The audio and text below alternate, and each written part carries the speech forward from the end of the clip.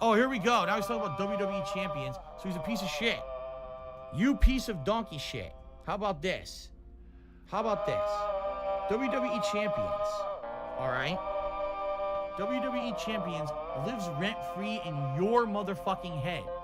I don't think about WWE champions. You do. You probably know way more about the fucking game than I ever will because you're an idiot. You're an obsessed loser.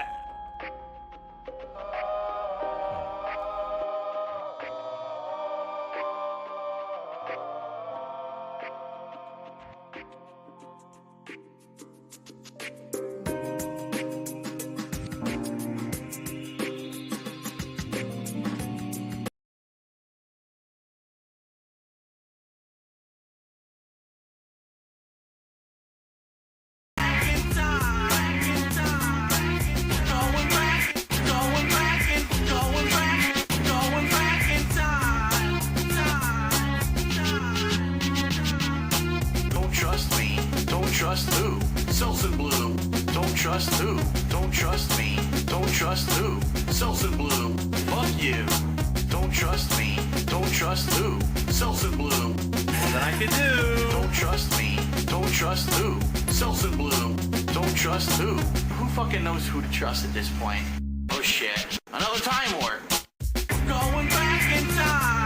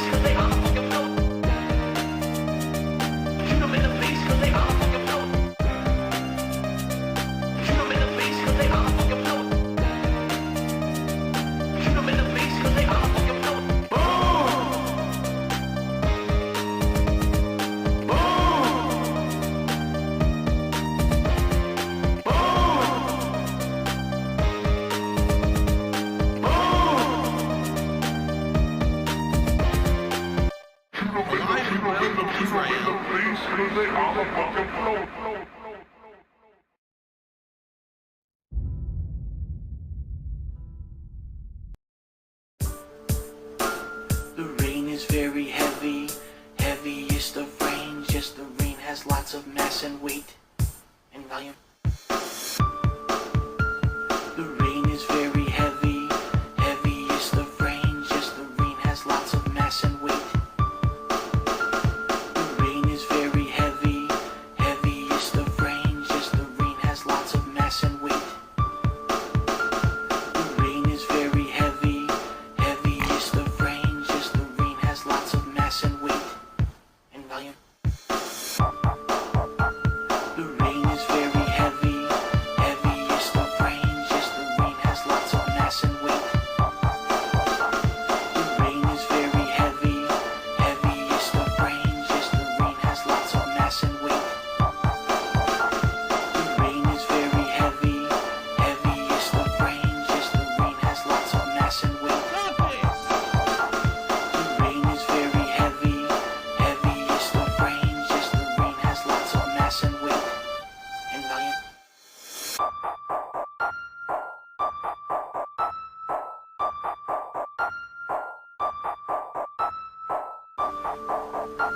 The rain is very heavy, very heavy. Yes, the rain, yes, the rain has lots of mass and waves of mass and waves of mass and waves of mass and waves of mass and waves of mass and waves of mass. The rain is very heavy, heavy. Yes, the rain, yes, the rain has lots of mass and waves. The rain is very heavy, heavy. Yes, the rain, yes, the rain has lots of mass and waves.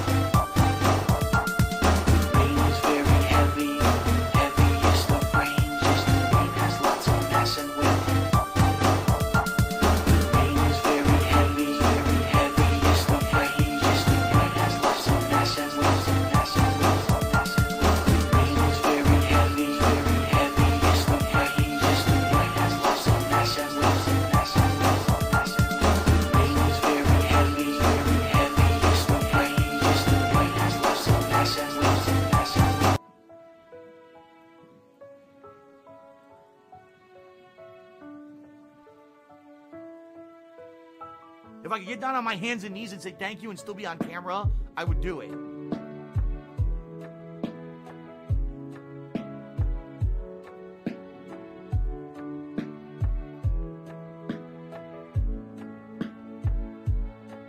I love it. I love it.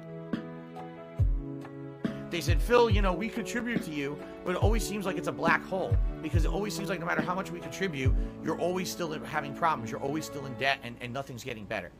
I agree with you.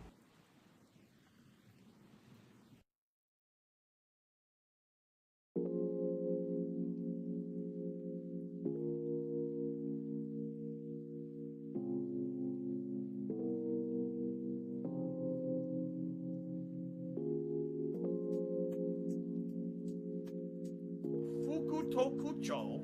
Fukutokucho.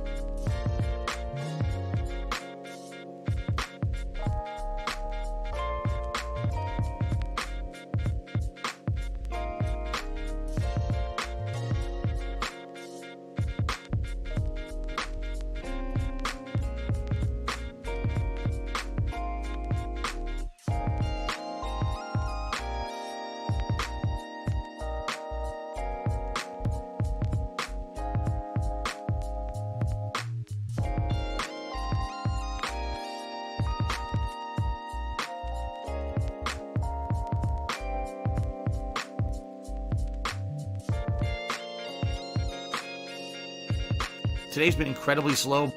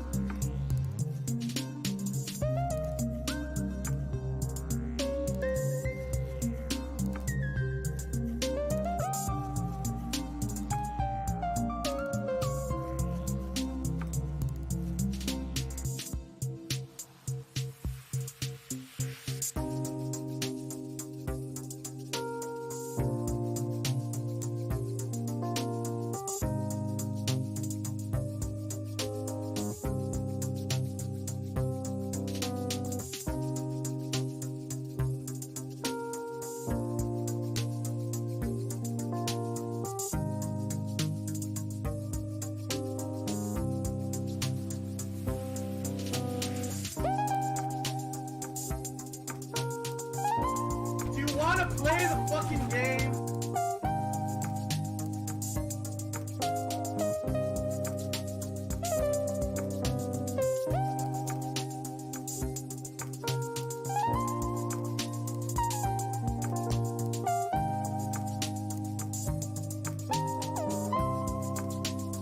My last shot, fly, golden arrow. Oh, yeah, look at that. Whoa, whoa, whoa. He didn't die.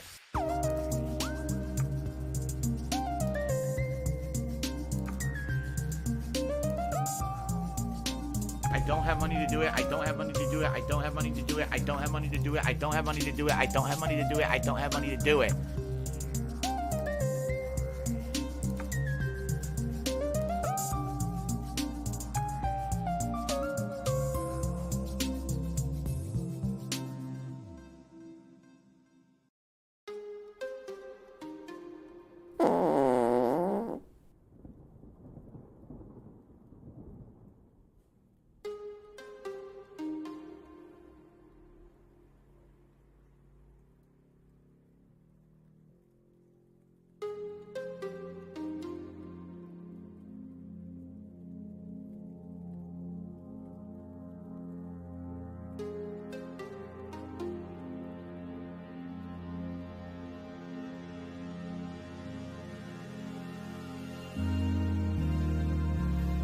I love Hulk Hogan's dick.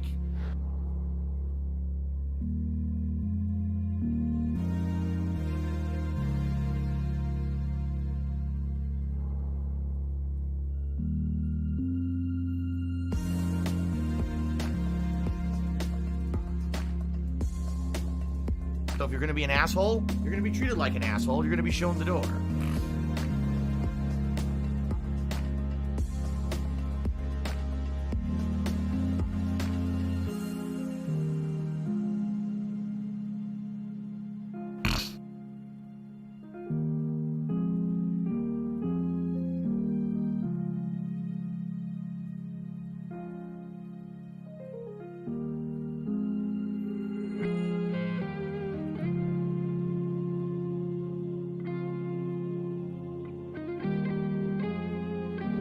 business related. I still have it.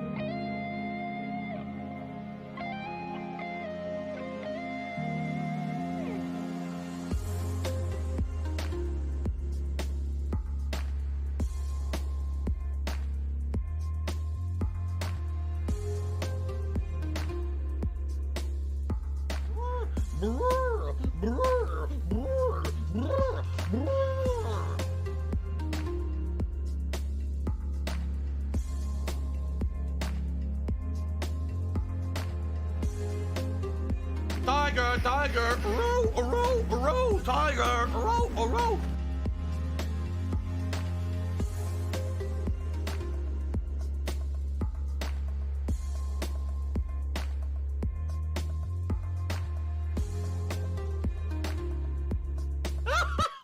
Good morning, everyone, and welcome to the P-Stream Podcast. How is everyone today? I hope I find you well, and I welcome you to what I will be calling today the Update Show.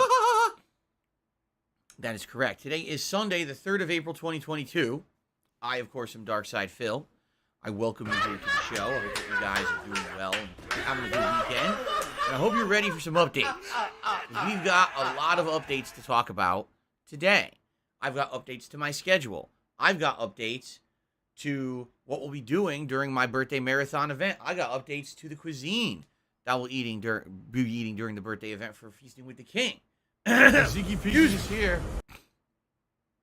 I got all kinds of updates. All right, so that being said, it should be a good time, a nice chill time.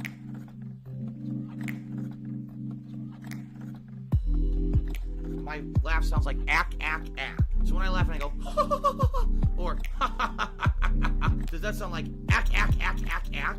No, it sounds nothing like that at all.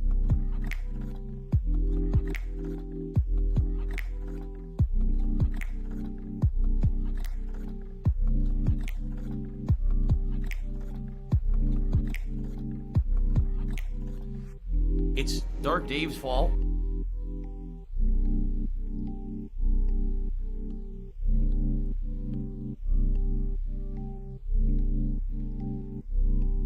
Day outside. You might say cloudy is a nice spring day. Yes. Here in Washington State, I welcome the clouds. I like moderate weather. When it's cool and cloudy outside, it actually means that the office is nice and cool, and I have the window open and the fan blowing nicely on me, and I'm not sweating. You know, some of these days when the sun is out there, I'm sitting in here, it's like an oven. I'm like, and I really, it's only April 3rd. I'm definitely trying to extend the amount of time that I can enjoy the fresh spring air and not. It's gonna happen. In fact, I would probably think by the end of this month, I've got to install the air conditioner. Usually temperatures dramatically increase here over the course of April. I wouldn't be surprised if by the end of the month we're having high 60, 70 degree weather, which means it's like 80 plus degrees in this office on a sunny day. So we'll see. But also, the spring also means my allergies are in effect. And I can tell you right now, my right sinus is swollen. I can feel it. My face is itching. I'm touching my face like, it itches. Here we go again. It's usually like this for a few weeks as the things are blooming outside, because they are indeed. I'm looking outside and I can see the trees are growing back. Flowers are blooming. And it makes me have this pollen reaction. But it is what it is. So let's talk. First of all, as you guys know, this is a big week because this is the build-up to my birthday bash this coming Wednesday when I'm going to be doing a gaming marathon with all of you, right? Should be a good time. Hope you guys will join me for that if you can this coming Wednesday, April 6th. My actual 40th birthday, a big milestone birthday for me. And it'll be very exciting to celebrate that with all of you, okay? That being said, we have many things to talk about in regards to the event because we have a lot more direction as of today in regards to what's going to happen on Wednesday, which is good. Eat the hype. But I do have kind of a negative thing to talk about first that I'd like to preface this with and get out of the way. I don't know if my balloons are going to make it to Wednesday. You may notice something. Take a look at them. The 4 looks great. The circle, the O, ain't doing so good. It looks like it might have sprung a leak at some point during the week. Now, it is a helium balloon, so they last a while. They're supposed to last a while, but I believe it sprung a leak at some point. I don't know when. I can't figure it out where it is. And So it's going to slowly deflate every day. I don't care. There's nothing I can do about that. And it's Sunday. My birthday's Wednesday. So I got 3 more days to go. If you actually take a look at the thumbnails for either the pre-stream podcast or the daily wrap over the last 3 days, you'll notice that at first it was fully like massively inflated. Every day it's like a little bit less, a little bit less, a little bit less. Now you can start to see these like wrinkle lines on it because some of the helium escaped. So it's probably going to get worse and worse. And by Wednesday, this thing might be like half deflated. I don't know. It'll be a droopy O for Wednesday. There's not much you could do. No, I'm not going to buy more. If Black Lady Walking in the chat says, buy more. Yeah, I'm going to buy more balloons for one day, right? When I have my day off on Tuesday, I'm going to go buy more for just Wednesday. No, I don't think so. But that's funny. Darziak says, does that mean that your voice is going to slowly get more high-pitched? Well, I mean, my voice is already obnoxiously high-pitched. So if it does get more high-pitched, that might actually become more annoying, because if my voice gets more high-pitched, then all of a sudden you're going to hear the octave going up, and the next thing you know, it's going to get higher and higher, and then how are you going to listen? It's going to actually pierce your eardrums. How are you going to be able to watch my stream if you can't hear anything? All right, that's just a stupid joke. But anyway, no, the good news is it's a slow leak. So even though there probably is a little bit of helium in the office, there's a tremendous amount of oxygen to off-put the helium. Special delivery. No, I'm not getting the helium high, and it's not screwing with my voice or anything like that. It's just a shame that it might not make it. It might not make it to my actual birthday. It's nice. The balloons have been nice. This was actually a really good idea for a milestone birthday to do something different like this, because previous years I usually have streamers or silly, things dangling behind me. And this year it was different because we just did these big balloons, which is nice. They stand out, but at the very same time, I really don't think that circle's gonna, or the I keep saying circle. I don't think the O is gonna last in 40. The 0. So, all that being said, it is what it is. We'll see what happens as we approach the birthday. All right. So let's talk about the schedule for this week. And then what I'd like to do is give you a big update regarding the birthday marathon on Wednesday. Okay. So today, Sunday, we return to a full day of streaming. And what I mean by that is yesterday was not a full day of streaming. As you know, I only did one stream yesterday. I needed to take the evening to work on my taxes. Okay. Now, I'll tell you about an update about that in just a moment. Today is a full streaming day. Today, it's the pre-stream podcast right now, where we chill, we have some interaction and fun, some good discussion. And then, Ghostwire Tokyo continues. Now, what I will say to you guys is thank you to those who are still continuing to Ghostwire Tokyo playthrough, those who are enjoying it with me and supporting it. It's not a large group of people. Now, as I continue to play, I'm 12 hours into the game, by the way. We're roughly getting around 200 to 300 viewers. That's not great, especially for a relatively new game. But I really feel like people didn't give the game a fair chance to because the reviewers kind of skimmed it. I do feel the game is better than the review said. At the same time, I can kind of agree with a lot of the things that people made. I just don't think that they weighed down the game as much as the reviewer said. So, for example, the reviewer said, oh, the game's too repetitive. Well, the game is repetitive. It's open world, you're exploring, you're looting. You're gathering resources. You're encountering different yokai, ghosts, and demons. You're fighting the ghosts in the streets. The combat itself is fun at first, then gets repetitive. Then you unlock more abilities. It gets more fun, and then it gets repetitive as you realize you've pretty much unlocked all the abilities after about 8 hours, and there's really nothing else to it. I think actually last week we bought the final talisman, which is an item. It's an expendable item. It's not one of your combat abilities you can use in your inventory. That causes an effect. Again, with a stun talisman, you stun large group of enemies in the radius. It's a distraction talisman that will lure enemies over to another area so you can either pass by them or sneak up behind them and get stealth kills. Well, I bought the last one, and it's like, okay, so in 12 hours, I have every ability in the game. Will I be able to upgrade said abilities a little further? Yes, but I'm literally not going to get a new attack. You know what I mean? So it is what it is. A lot of people say that this game is repetitive. Well, every game is repetitive in some way. The question is the gameplay loop fun? For me, I'm enjoying the gameplay loop. I like that we're going to different areas of Shibuya, Tokyo, and each one feels a little different. Like we started off in like a main city with big skyscrapers. Then we went to a more smaller towns on the fringe, right? And then we went to a subway, and now we went to like a woodsy, foresty area in the north area. So it's different depending on where you're going. And I like the different setups. I like that there's mini games to do. Like, for example, find the hidden tanuki, who are raccoons with, who disguise themselves as different items and stuff. Or the side missions are really entertaining because they're all different. They're all, a different plot line about a yokai or a demon or a ghost that's doing something, and you basically have to try to resolve the situation in various different ways. Okay? So that being said, I'm enjoying it, but a lot of people don't like that. They think it's too similar to say, like some people are calling this Far Cry Tokyo. I don't know how a game where you're constantly fighting ghosts and demons, solving haunted house kind of missions, and going through all these supernatural things has to do with Far Cry. The premise of, okay, open world, go around, collect, and fight things, yeah, that's Far Cry. That's also 4 million other games.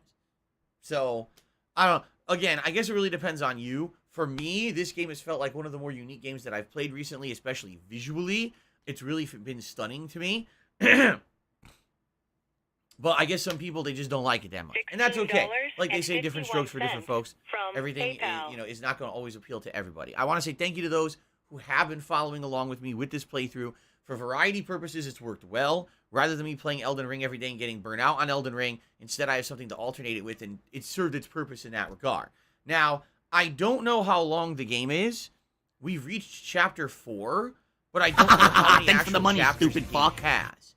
Renell After 1651 12 says hours, I can just tell begged you, for since tips. we've kind of hit a plateau where the combat's going to go, I would hope maybe the game's around 20 hours long, so maybe another 3 streams to wrap it up would be good. Now, maybe if you do all the side missions and side content, it's like 30 to 40 hours long, and I have done some, but I haven't done all of it. In fact, at this point, my map is starting to be completely littered with the side missions, and what I've been doing is, if I'm, along the way to the next story mission, and there's a side mission in the way, I'll do it, or, I'm going to the next story mission, and here's a bunch of collectible things in the way I can see, I'll grab them on the way. But I'm not actively going out of my way to do all the content, because I do feel like, yeah, that would probably make the playthrough feel very padded.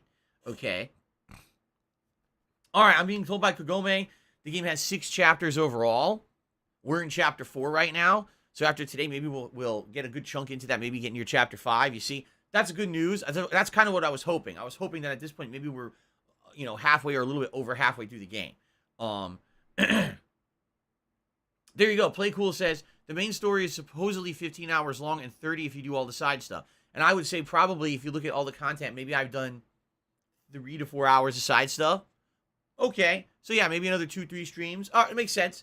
Probably another 3 streamer, 3 stream situation to wrap up the game. And that would be good. Because let's say within another week, like by next weekend we beat it, then I could do something different. And what can I do? Well, I'll have options. I'll have Lego Star Wars, which is coming out on Tuesday. We could get the WWE 2K22 if that's what you guys want. We have all these different options of things I can do, and we'll have to talk about it and think about it, okay?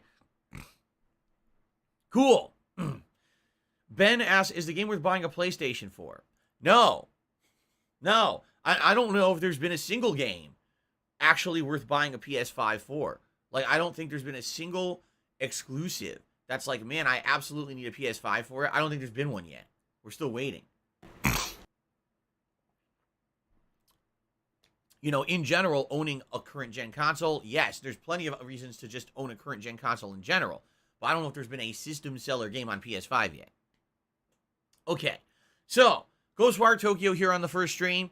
3 more hours of chill progress. Thank you to those who will hang out with me and relax and chill in the game. I really appreciate that because I'm liking the game, and it is a fun, interactive time when we play it. Okay, later tonight, 6:45 p.m. Pacific Daylight Time, Kirby and the Forgotten Land continues. At this point, we are more than halfway through the game. The game has 7 worlds and then a post-game world content, and we're entering World 5 tonight. Seems like every time we play Kirby, I basically beat an entire world in one sitting. I don't see why that wouldn't be par for the course tonight with World 5. The game remains really entertaining and fun. Some of the puzzles are getting tricky and ingenious. And I'm absolutely having a great time. Absolutely great time with Kirby. So I hope that you guys will continue to join me for all of that. All right, good times tonight. And by the way, Kirby is chill fun. It's very interactive. We have a lot of fun conversation usually when I play it, and I'm having a great time with that. And I hope that you guys will continue to join me for the fun. Okay. All right. 2 thumbs up. Outside of that, That's it for today. I'm just trying to think if there's anything in particular else that I need to talk about for today's schedule. What I will say is this. Today is a full day of streaming, all right? And I'm happy about that I get to stream all day. Please support the streams. Fair enough. Even if you're not particularly in love with the games, it would help if you could support the streams today. And here's why I'm saying that. You know, half the week, this week, I only got to stream once instead of twice. And I usually stream 2 streams every day. And yes, it does hurt when, for example, yesterday, I did a really fun stream of Elden Ring. We made great progress. Support was great. And then there was no second stream. It's like, man, sucks. It's the second time. And now, guess what? Yes, it's going to happen again tomorrow. Which I need that money. Okay? I really do. I need that money to pay my bills. If you can support the streams, please do. I do need the help this week. It's been a rough week now because 2 days now, I'm only streaming once. And now again, a third day tomorrow, it's going to be the same. All right, so let's talk about tomorrow. Tomorrow, the 4th of April, Monday, 1 gameplay stream. There'll be a pre-stream podcast in the morning. And then it's going to be Elden Ring again. Now, the good news is, I'm in a really interesting part of Elden Ring. We are in Landel, the capital city. This place is a crazy fucking place. It is a legacy dungeon. It's not open world roaming anymore. And it is difficult. There are enemies in every freaking direction. Most of the enemies in this area seem to have been bosses previously from the game that are now just normal enemies, okay? Yesterday, the end of the stream was out of control, where I was being chased all over the place. Seriously. I was on the run from freaking, Jesus, Tree avatars. I don't have money to do it. I don't have money giant to do it. lion monsters. I don't have money to do it. I Crazy don't have money to mutated do it. freaks. I don't have money to do plus it. lightning knights. Like, they were chasing me through the streets. I didn't even know where I was going. I got lost. I ran to the sewers, and I got out of the sewers, and I got to a point of grace. I was like, all right, I'm done. We're done for today. Tomorrow we regroup. Well, I say tomorrow, but it's really tomorrow. We regroup. I'm excited to jump into the city again. Now that I have a starting point in the middle of the city, I can go back down to the sewers and explore thoroughly there. We can go up to the city streets and explore there now that we have this hub to start from. So, I'm excited for that tomorrow, and it will be the only stream that I do tomorrow. All right. Oh, it looks like we got some trolls. Get rid of this idiot. And let's get rid of this idiot. Good. Fuck off, both of you. 2 trolls. They're out of here. All right.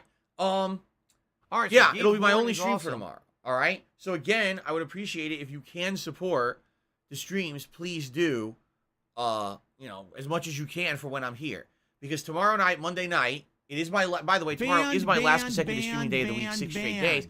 I cannot stream again tomorrow night. I was really hoping that I was going to be able to do a late night Skyrim stream with you guys, Skyrim Anniversary Edition. We haven't played it all week long, and I really wanted to do it, and I can't. All right, why?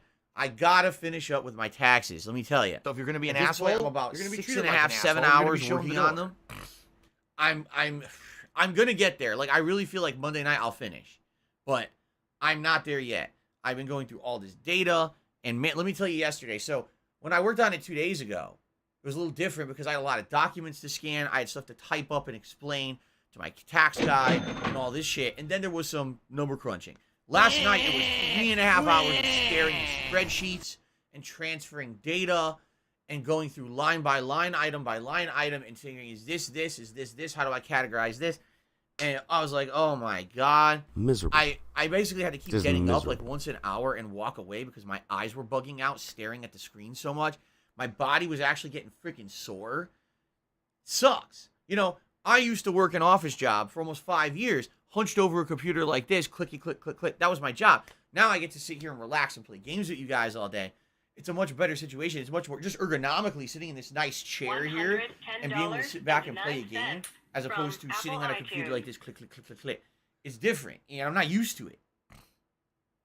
So I'm like, oh my God, trying to get this done, and I didn't get it done. I did as much as I possibly could, and I'm not done yet. I need another night, and it sucks because I really get the feeling that even once all the data's done and I send it to my tax guy, he's gonna push back later this week and want more information.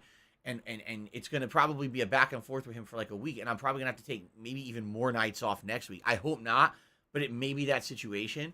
And it does suck, but it is what it is. All right. Why not hire an accountant, someone says. Unleanable. Because I don't have money. That's the point.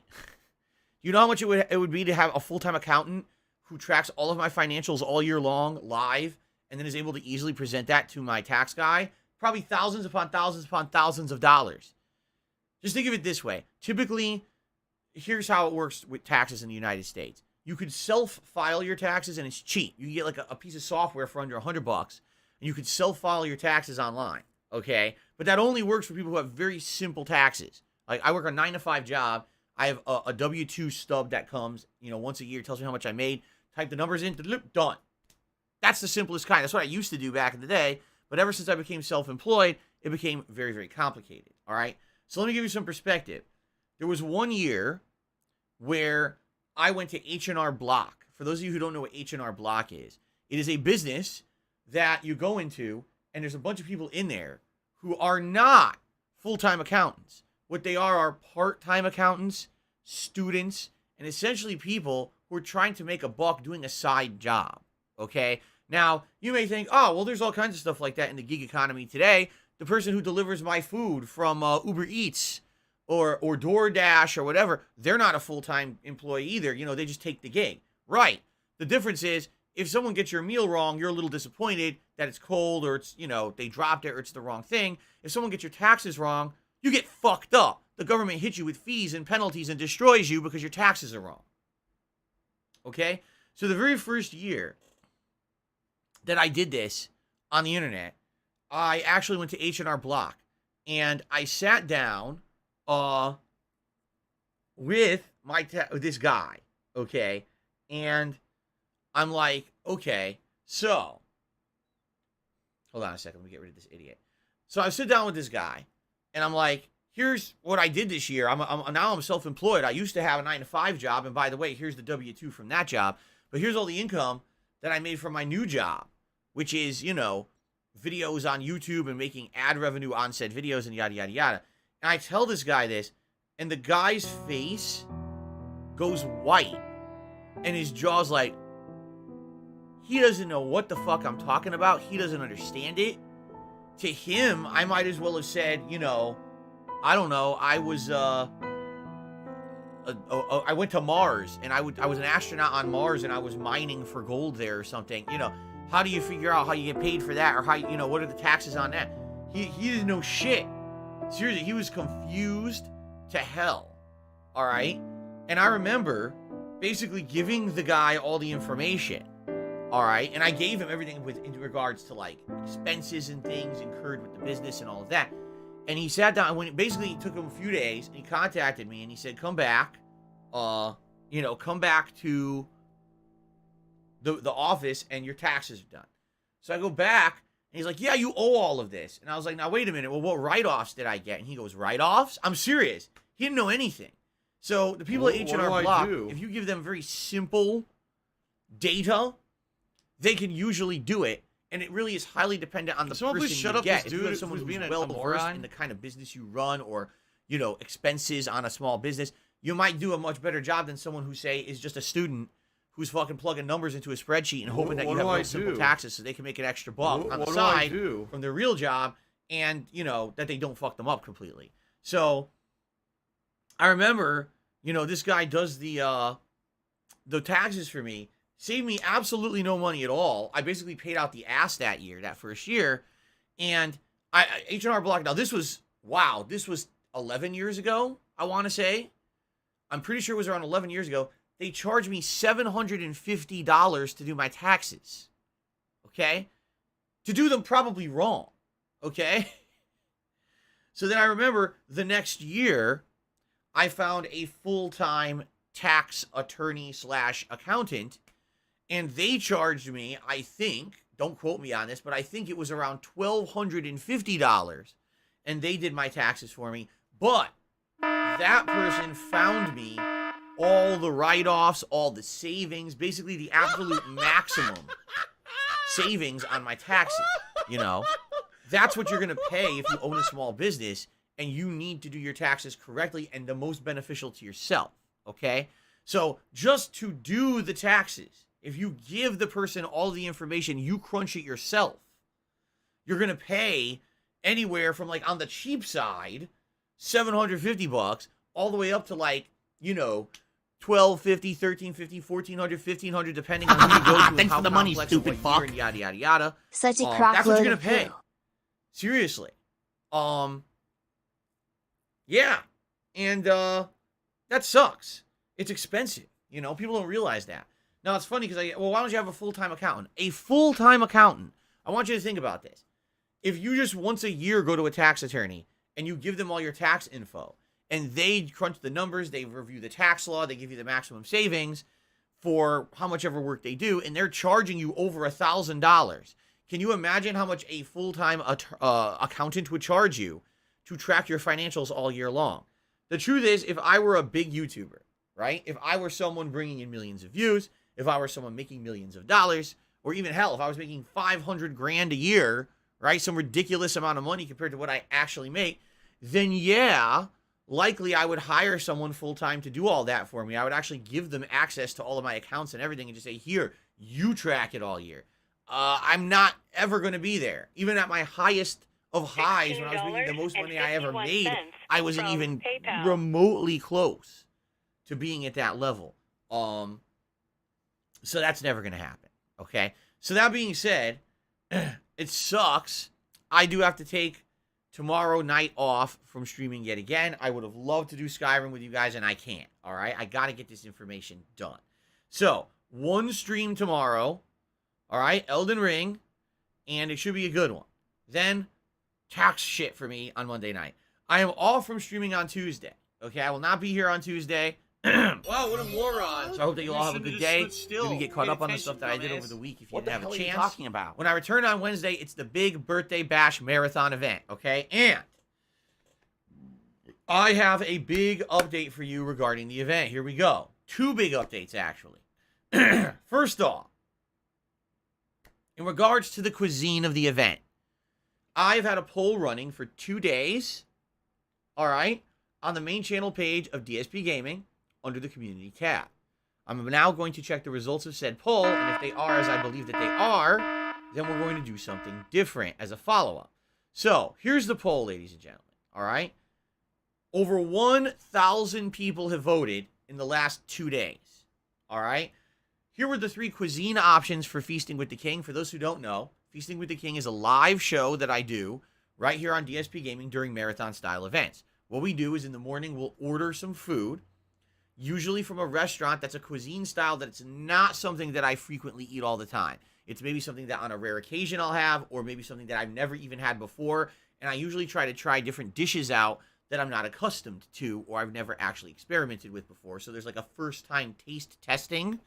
Plus, sometimes I try to purposely order other things that I know are pretty good so that I can give you some live review style content here on the stream, okay?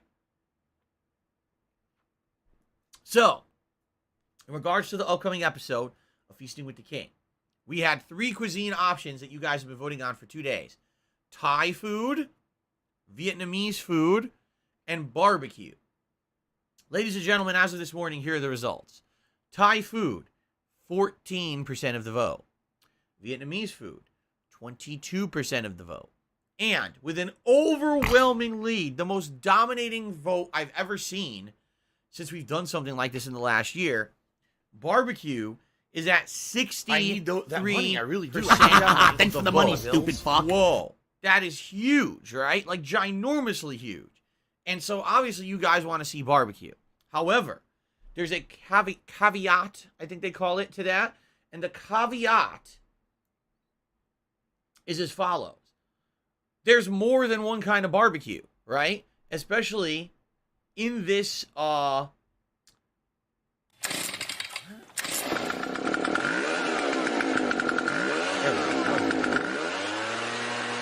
in this area that I live, there's multiple different kinds of barbecue food. And so what we're going to do now, we're actually going to do a follow-up poll to determine what kind of barbecue food you'd like to see me try during the live Thanks episode to of Jubbity Bubbity for joining the Hate Army. Okay, so here's the deal. There's 3 kinds of barbecue food in this area, but because the way that I do Feasting with the King is at home with delivery, thanks for the money, live in stupid the fuck. Restaurant, really only 2 The would be IRS viable. is planning Allow me a to lean and explain. manual There's audit. 3 kinds of barbecue food really primarily available in this part of the state of Washington. There's American-style barbecue, Korean style barbecue, and Hawaiian style barbecue. Let me go through those. American style is more traditional. What you think of barbecue food if you're in the United States.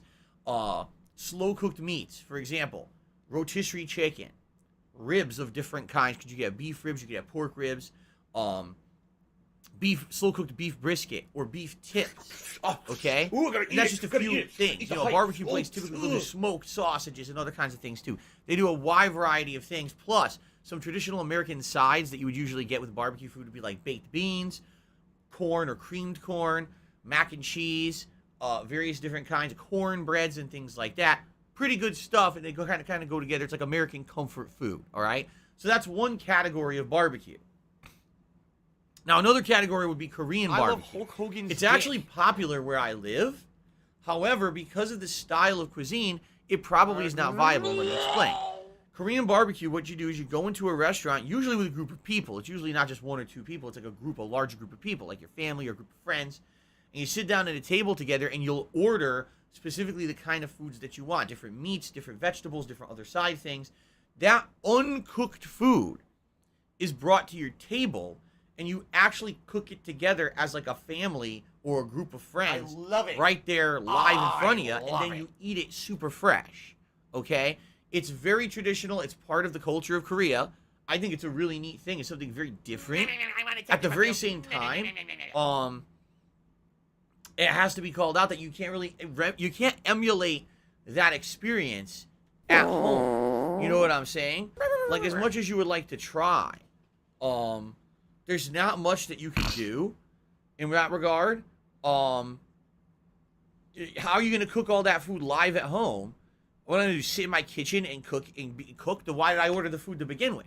Right? And in addition to that, I am Cat, and I just like being honest my here, balls. It would never be viable. I'm not going to cook stuff in my kitchen and somehow find a way to live stream it. If I'm going to order food, I want the food to show up, and I'm able to eat it with you live and not have a big pain in the butt, situation of how am I going to prepare it. Now, in addition to all of that, it could be said that, you could just order other dishes from a Korean barbecue restaurant. You're right, you could. There are certain dishes you can order that are pre-cooked and pre-prepared, but they're not the typical things you would get. Like, those are special things that they have that are different. Thanks for the money, stupid fuck. Korean barbecue fare. How so many why would I members want to for him to order try that as an heroin on example of stream? Korean barbecue when it's really not, right?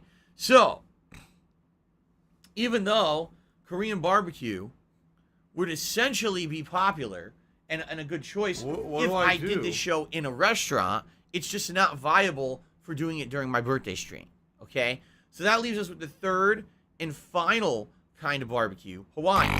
Now, Hawaiian food is actually quite popular where I live because I live in Washington State, which is the most northwestern state in the United States. It's like far northwest. And it's the hub for people traveling in and out of the country. Oh my god.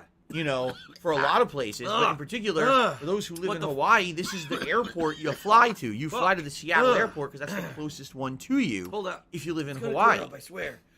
So there's actually a pretty dense population of Hawaiian immigrants, I guess you would call them. It's confusing, I know, because they're not really, because they're not immigrants, because they technically they're part of the United States, even though they live way out there on an island of the Pacific Ocean, right?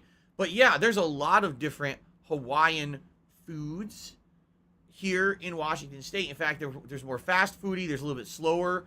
And if I were to order Hawaiian barbecue, I could order some interesting dishes. For example, they do some slow-cooked meats. They also do fish in a few different ways. And in addition to that, they have some just listen to this. They have actual gourmet cuisine made from Spam. Yes, the pre-processed canned ham is actually prepared and considered a gourmet food in Hawaii. I have obviously never had anything like this before in my life. It would be completely weird and out of my comfort zone to try it, but it could be pretty interesting as well. Will I like the Spam gourmet food or not? I don't know, okay? Now, I have had some of the Hawaiian food before. One time I ordered it was like a fish platter. So it was a special kind of fish and shrimp, and my wife got meat, and I didn't eat too much of the meat, but the 2 bites I had, it was totally different from American barbecue. While American barbecue is sometimes savory and spicy, the Hawaiian barbecue was sweet and smoky. It tasted very different I was like, wow, that's a very interesting preparation. So basically, I would enjoy trying out these different kinds of cuisine that I've never touched before if we did Hawaiian barbecue, okay? So what I'm going to do right now, ladies and gentlemen, okay, I am going to put up a new poll on the main channel page of DSP Gaming under the community tab. Update. Which style of barbecue cuisine should Phil try out during feasting with the king this coming Wednesday during the birthday bash marathon event? Good luck. Are you a functional And so, retard? I have there's to going to be ask. 2 options. American style. It's Tevin's fault. And Hawaiian style. And that poll is going live right now. Boom. The poll has gone live. Let's see how you guys vote. 'Cause your votes today, tomorrow, and yes, Tuesday will determine what actual style of barbecue I try during my marathon on my birthday. All right? And I'm happy with either. Like, I know I like American style barbecue. I would probably try a few things I normally wouldn't get, but I'll try that. And, you know, Hawaiian, there's a lot of things to try that I've never had before. So either one I'd be happy with. Please vote. And what I will do is later on this very podcast, I will check on the results of that poll. Okay?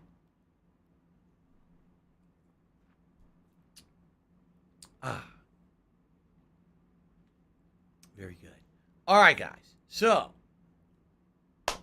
very nice. And let us continue on.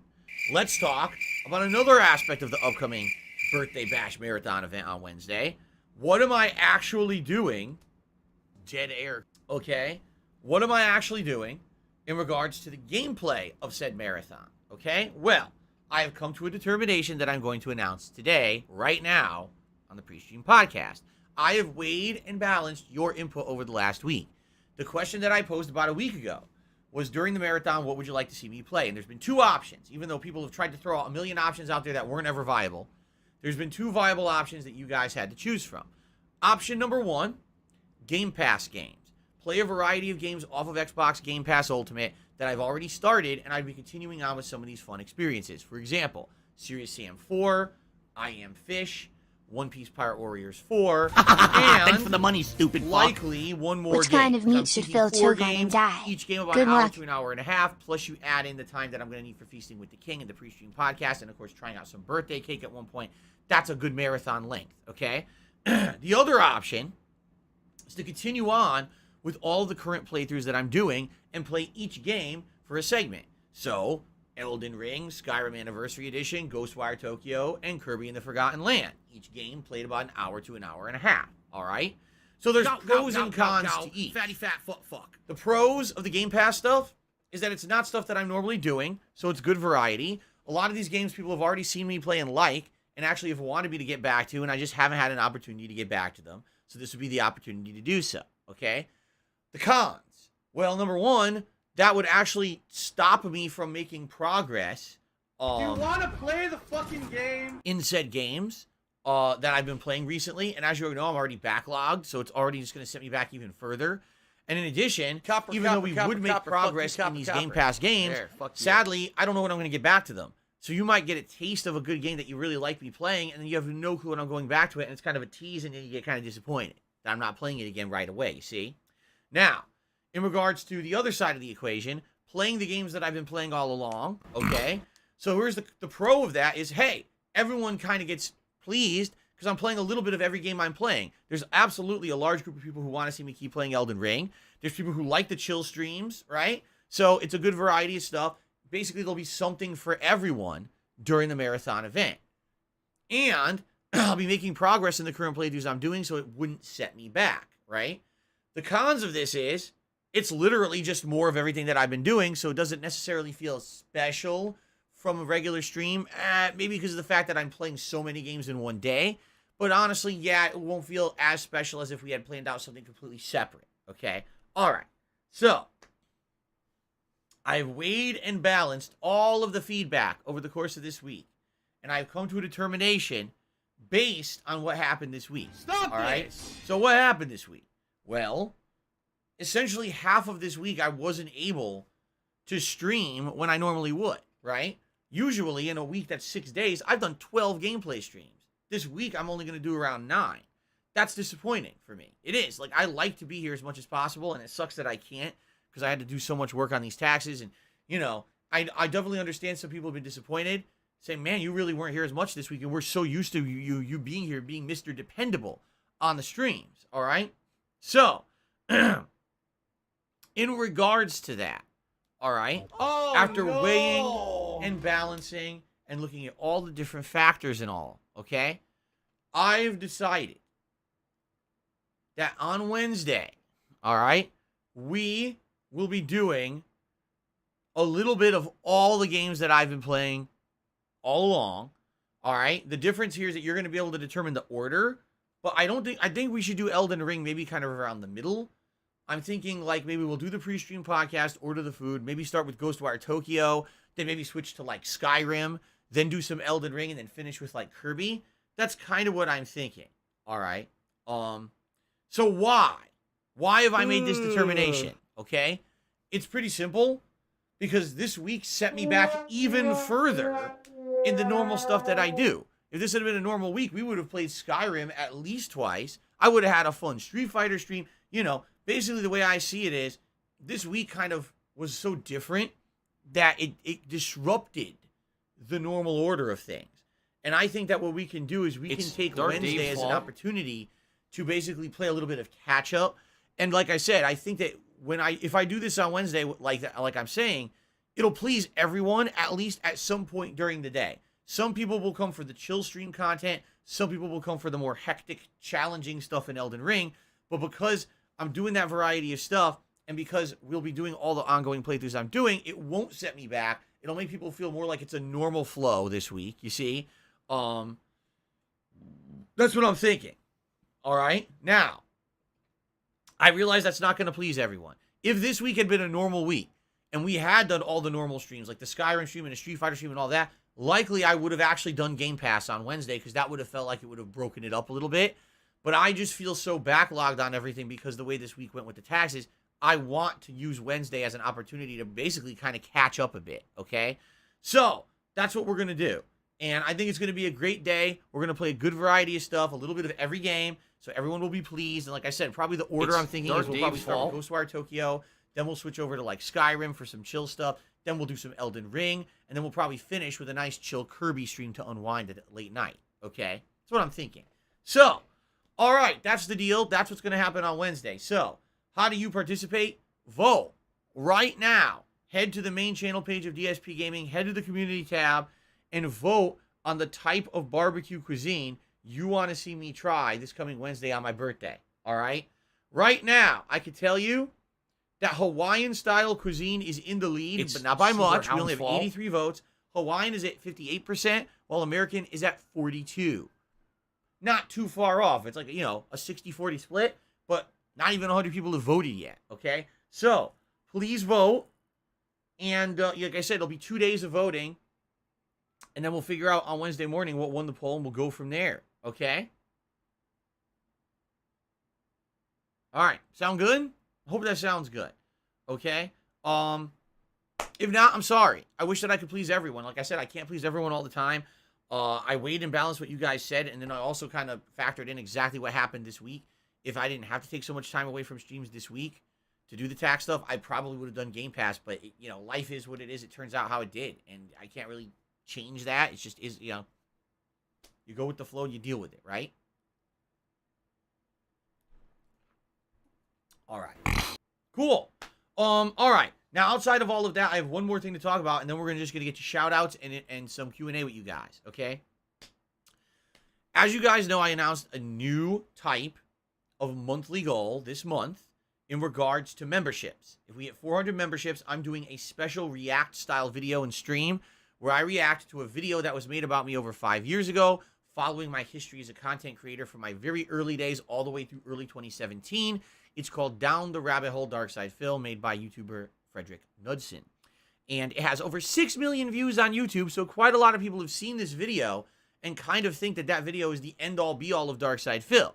What a lot of people don't realize is that in the 5 years since that video was made, I have dramatically changed myself as a content creator, in a lot of ways as a person. And they think that that is like a universal representation of who I am today, when in reality it definitely is not. Okay, now, that being said, all right, I feel that this video could be something special and interesting. I'm going to react to the things said in the video and let you know how much is true, which a lot of it is, and how much maybe is either over-exaggerated or misinterpreted, or maybe a little bit of conspiracy theory kind of deal without any justification, and I will tell you the truth about what's actually discussed in said video. It's about 30 minutes long, but I bet you I can add a hell of a lot to this stuff, okay? And people, by the way, have asked me over the last many years to react to this kind of content, and I always told you guys, nah, I'll just stick to gameplay. But in this regard, since we're trying to do something completely different and outside of my comfort zone, I agreed that I would do it, all right? So that being said, and by the way, I agree. John Anthony Lifestyle says, I think it's a pretty unbiased video. I agree with you. Unlike a lot of other videos made about me, this particular video, you could tell the person did research to the best of their ability. You know, there's not always factual information about everything available on the internet, but they were trying to do a documentary. This was not an attempt to slam. This was not an attempt to insult. The work that this guy does is very matter of fact, okay? So that being said, basically what we've seen in the last day, we got almost 15 new members already. In one day, I announced this on April 1st. Within like 24 hours of that happening, we already got like 10 to 15 new members. So if this growth can continue, if every day we're getting a few new members here, a few new members there, we absolutely will hit the 400 goal by the end of the month. The record on this channel is 391. So it would be great to hit the 400, and then we'll lock in the event. And when would the event be? Truthfully, we try to, you know, figure that out once we hit the goal. You know, the sooner we hit the goal, the better, obviously. And we'll go from there, okay? So please consider becoming a member of this channel if you're not. Some of the many benefits you would get would include a highlighted name in the stream chat as well as in the comments of videos, the ability to use my emotes in the stream chat and also in the comments of videos, getting a cool chat crown badge next to your name to show how long you've been a channel supporter. You will not have to abide by the slow mode rules of the chat at all. You'd be able to chat as much as you want while everyone else has to wait. I think it's like 10 seconds to send a message or something like that. And when there are special events, which right now, the birthday event really doesn't qualify. But when there's a special event like a Village Choice event or another marathon, usually the members get priority to nominate and vote on the special event. And so you can get that as a well. Oh, by the way, when Ask the King returns, which right now it is definitely on hiatus, but once it returns, when things slow down with games, possibly this month, members get priority access to their questions answered live on the show as well. You get a ton of benefits from being a member here on the channel. Please consider doing it. We will remember to in advance goal, and I'm really excited actually for this to see how it goes. The truth of the matter is, if this event goes down well, if it's well received, if people enjoy it, I would not be opposed to doing it again. Okay? Something different, different kind of video, another react video to something else, right? But let's see how this one goes in general. Okay? All right. Ladies and gentlemen, let's get to shout-outs. Oh, no. Let's do it. Legally restreaming you. Oh, no. So, we start off today with King Cobra JFS, who did a $2 super chat, who's saying one of the dumbest things I've ever heard. Why not stream your taxes? All right, let's think about this. First of all, he says, don't just show you, not the doc. A sick motherfucker on the internet number one, called Super Hound, whatever the fuck this I can't believe I have idiot's to name is. explain this to an actual audience of humans on the internet, but apparently it has to actually be explained. So I'll explain it, okay? There are just certain things in life that should not be public. As you know, I've made an honest effort in the last 5 years to change the way that I portrayed myself and my life on the internet. I don't feel like every piece of my life should be a piece of dramatic content for people to digest and to be monetized.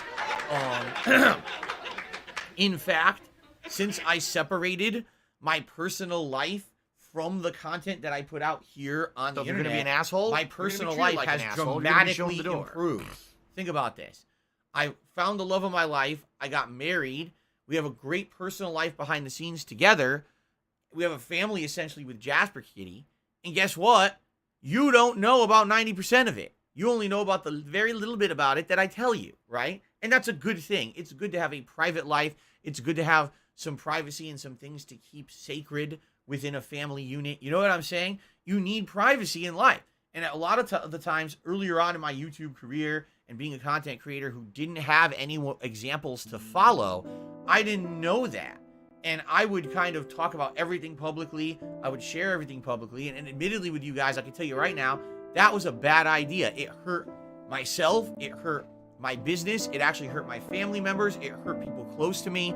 And it essentially ruined friendships and relationships and things that I had with people because everything was public. And people don't like that. People want to keep stuff private, especially if it's something that has to be touchy or dramatic or, you know, a situation between maybe a small group of individuals, and it's not necessarily something that should just be aired out. Everyone's dirty laundry doesn't necessarily need to be all over the fucking internet at all points. As much as people love that because people are toxic, dramatic, drama queen idiots, at heart, these people really aren't doing that because they're interested. They just want to laugh at you, right? So that being said, okay, I don't want to share everything about my life with you guys constantly. One of the things that should absolutely say private is everything to do with the behind the scenes of the business, the financials, etc. You guys don't need to know about that shit. It has nothing to do with you, right? And the fact is, your suggestion, King Cobra, stream the taxes and just show you, not documents, all right? What exactly is it that you think I do when I'm doing this number crunching stuff? Do you think I'm doing entertaining commentary on it and laughing about transactions and income? Like, what exactly do you think it is that I'm doing? I'm sitting here staring at a screen going, type, copy, paste, type, copy, paste, type, add, copy, paste, type, add, copy, paste, type, add, for hours on end.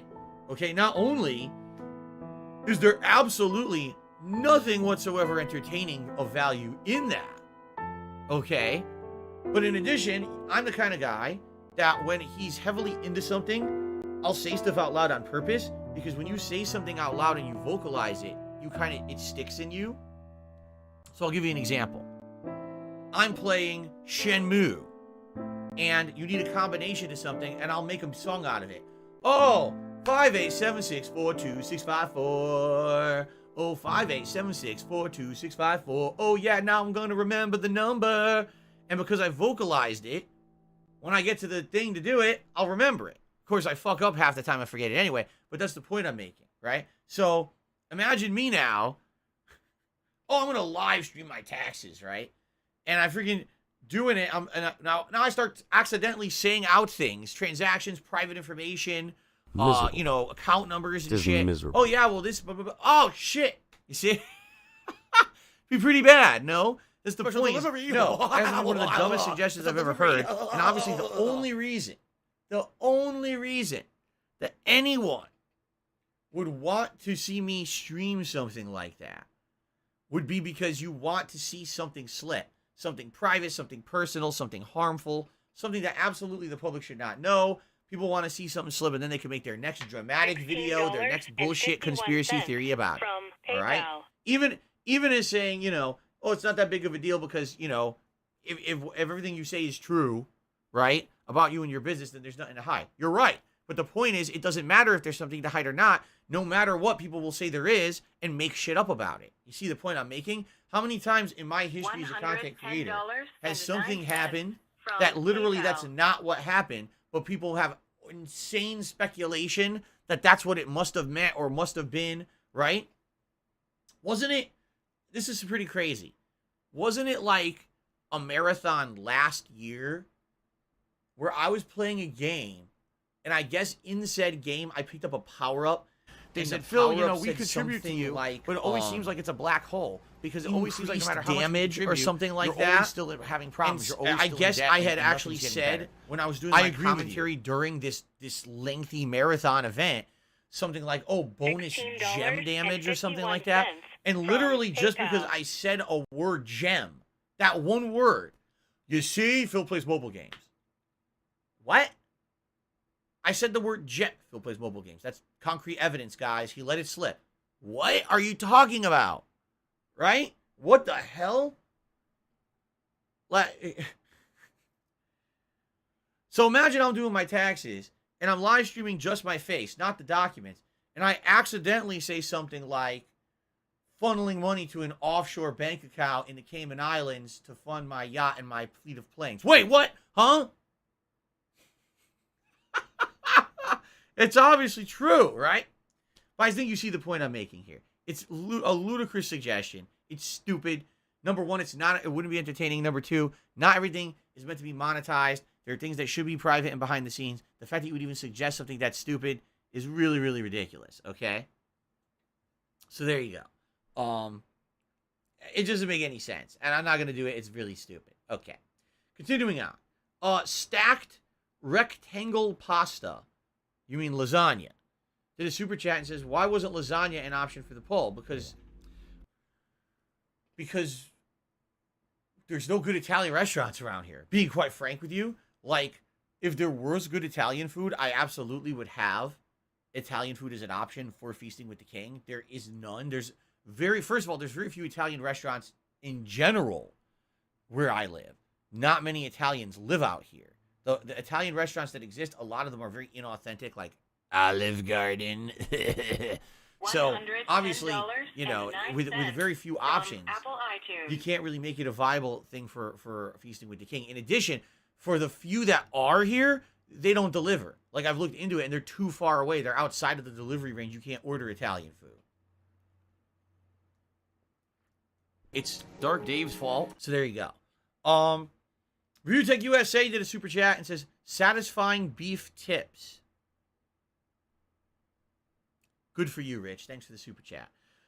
Darkness re-upped his membership for 11 months, and he says, Supville, 7 months already. Actually, Darkness, according to this, it's 11. I don't know if you're aware of that. It says it's 11 months, not 7. I don't know the accuracy of that or whatever, but it does say you had 11 months of support. So there you go. Thank you. And Kyle Denson has just done a super chat and says, as someone who also lives on the West Coast and has been here for 2.5 years, I have to ask you, did you go to Hawaii yet, and do you recommend? I've never been. Since I moved out here to Washington State, essentially what happened is I completely overextended my means when I moved out here. I spent way too much money, and I racked up way too much debt in the move. And since then, I literally never recovered.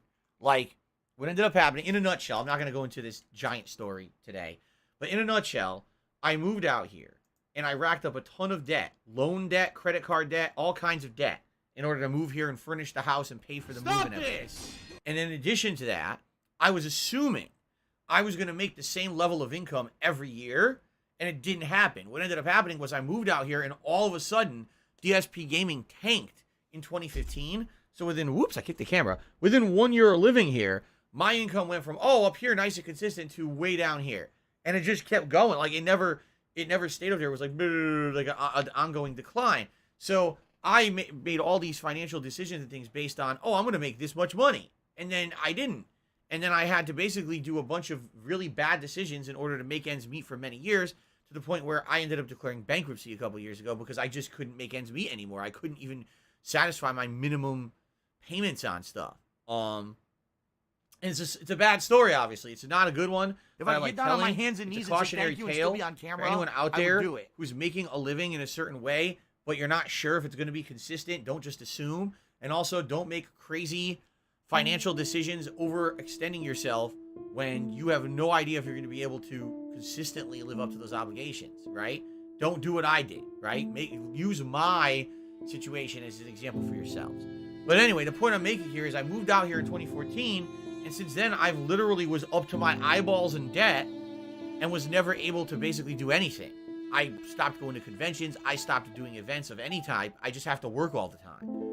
Not to say that my work is bad. I like my work. I love my line of work. But yeah, I just have to be here as much as possible all the time to make ends meet. So that being said, I haven't had a chance. Now you might say, well, you declared bankruptcy 2 years ago. Why don't you go on a trip now? Because now I'm still in bad situation where I have all these back taxes and things that I wasn't able to write off in the bankruptcy. I'm still owed them. And I'm trying to catch up, and I haven't been able to, especially with last year when I lost my partnership with Twitch.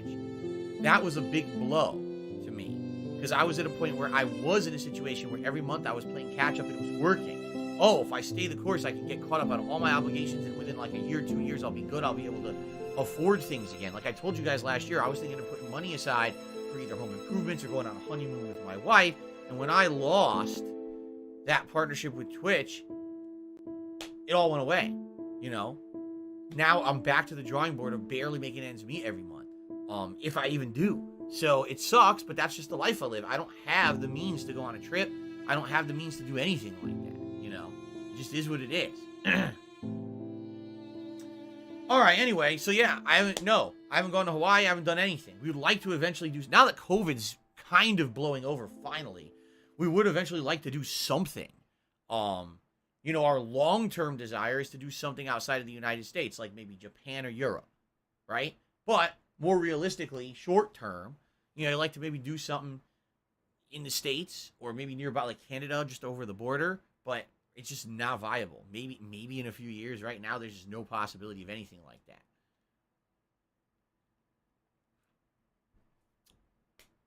Okay, let's get to the tip side of things. We start off with Anso Kamaru, who tipped $1.49 and says, FYI, if you order Korean barbecue takeout, they cook it for you and send it. They don't want you send you raw meat.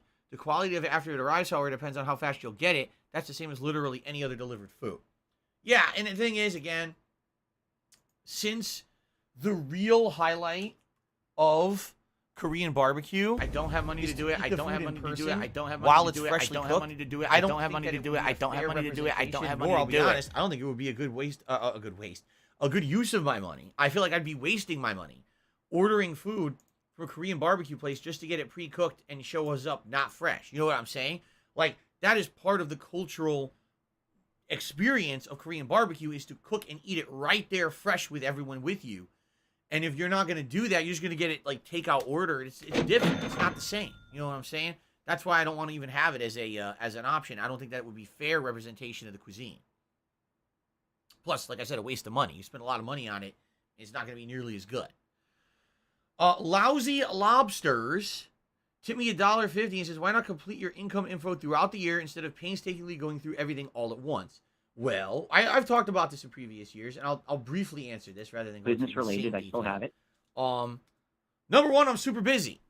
If you're not aware, I'm here 6 days a week, full-time streaming, and that doesn't just mean I'm here on stream streaming 5 hours of gameplay. It means there's a pre-stream podcast. It means there's setup. It means there's uploading in between. It means there's all kinds of shit going on. Plus, I got other personal responsibilities to my family and my life here. On a normal work day, I don't have time to do shit like that. Okay? I just don't. Now, are you suggesting that once a week on my day off when I'm spending time with my family, then instead I'm sitting down to crunch my financials for the week? In addition, that's really not how it works, because a lot of my financials don't get determined right away. For example, today, I'll make a certain amount of tip. Cool. That I can figure out. Outside of that, any kind of super chats, super stickers, memberships, I don't even see anything from that until next month. So on a daily basis, I can only figure out one kind of income, not all of them. Essentially, what I would need to do is set up a pretty elaborate system of tracking this all along. All right? The way that I do it now is basically I have several different sources of information, spreadsheets, data I can pull from different websites and things. And then I have to put it all together into one big, almost like a presentation. You know, I guess some places they will call it a profit and loss statement, while others would call it like an income expense account statement. I'm not sure exactly what it would be called, but essentially I'm doing accounting work is what I'm doing. I'm sitting down and I'm saying, here's the income, here's the expense, here's what's there.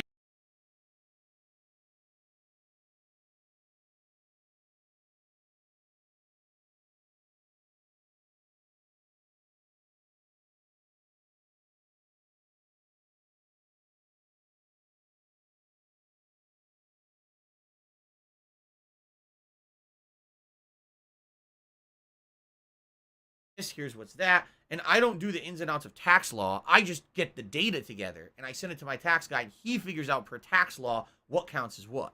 Okay? So that being said, would I love to have a system in place to track all this shit for me? Yes. Sadly, that's not really viable because of the way that my income comes in. I would love to have a system by which tips are coming in via PayPal and it's auto-tracked for me.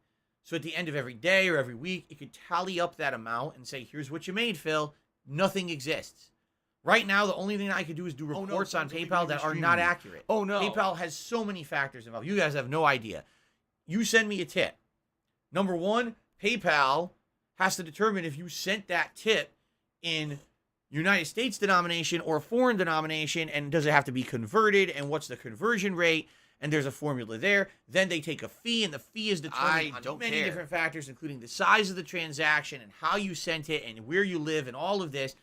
Literally every transaction is its own entity. Every tip I get is a unique situation. There's no, just run a report and you get the answer. It doesn't exist. I wish it was that simple. Really, I wish it wasn't. There's just nothing like that. If anything, the easiest form of income to figure out is actually my YouTube side ad revenue. Because that's auto-determined by YouTube behind the scenes. And what happens is I can pull the data off of YouTube and say, here's your data of what you made. That's the easiest factor of all of it. Definitely, it's the tip stuff that's super complicated. Yeah, just over the top complicated, actually. So, yeah. But anyway, yeah, like, could I do it all along, all year? Yes. And here's what would happen. Instead of me this week being stressed out and having to take 3 nights away to do it, I would have to basically spend hours every week trying to pull data off of PayPal and put it into a spreadsheet, hours that I don't really have. You know what I mean? Like, I just don't have that time because I'm already working full time. I would have to take time away every week to do it from my usual work schedule, which I don't want to do. I'd prefer to just work as much as I can, have fun with my job, and then, yeah, if once a year I do have to kind of sit down and hunker down and be stressed out for like a week or so, and half the week I can't stream or whatever, then so be it. Rather do it that way. Now, the truth is, usually, I would do this around February, because usually February is a very slow month for games. This year was the opposite. This year, February was the busiest month for games in years, so usually I'd sneak it in. I'll do one night in early February, one night in late February. If I need an extra one, we'll do one extra in March or something. I would spread it out. You guys wouldn't even notice because it would be such an oddball, here or there doing it. But the difference this year was basically there was no opportunity to do that. I was so busy. It would have been shooting myself in the foot if when all these new releases were coming out to start taking streams off. You know what I'm saying? So there you go. There's your answer. So thank you, Lousy Lobsters, for the tip and the question. Okay, I'm being asked by someone, why did your Sea of Thieves review get removed from KO Gaming? I have no idea. I was never notified that actually happened. I don't get notified, actually, on YouTube of any of that kind of shit. You would think I should, right? You would think, if something gets taken down, then you should obviously have a situation where you get notified and there's all these details. I get nothing. And the truth is, on a daily basis, I wouldn't be surprised if dozens of my videos from over the years, all around my various channels, get taken down for various reasons. It could be copyright.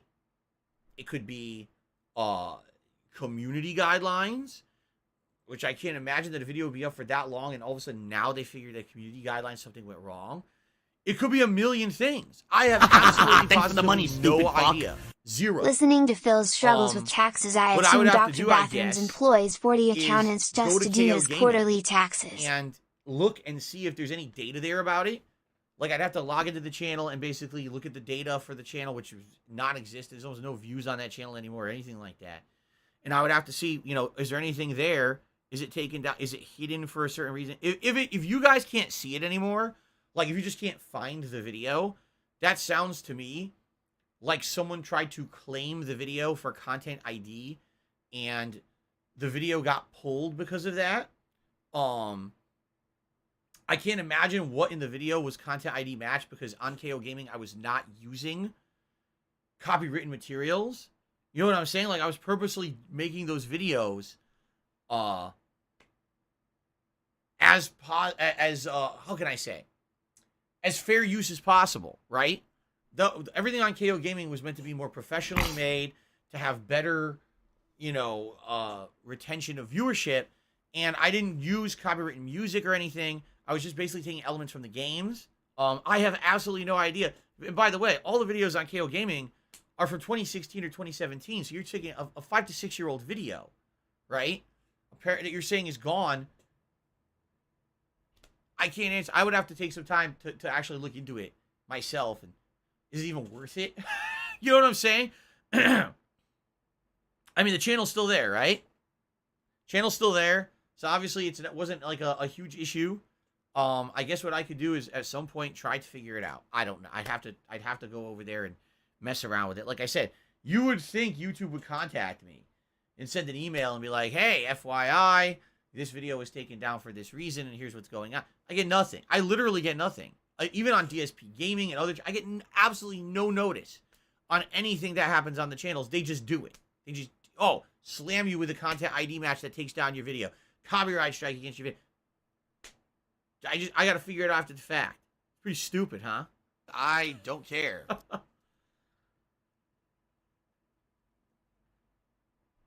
All right. Rob on Wheels just tipped me $5, which is the biggest tip of the day. He has a very nice and heartfelt message here I'd like to read, but let me get him on the leaderboard first before I forget. Thank you, Rob on Wheels. He says the following. I'm not here for your gimmicks, as you full well know. I just want to say thank you again from the bottom of my heart for doing what you do. You're welcome, man. And it's people like you who remind me every day that what I do has value, right? Through your kind words. And I appreciate that.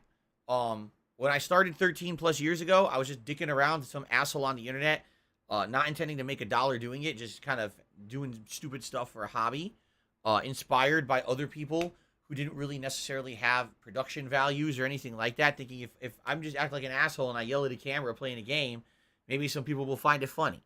And it took off, and it ended up being my fallback job when I lost my job of almost 5 years in an office, and turned into something much bigger, much more popular, much more epic, and life-changing than I ever could have imagined, right? I never intended for any of this stuff to happen. In the last 5 years, I've really tried to rebrand myself and change myself into something better, something different, something way more positive and less toxic than what I used to be.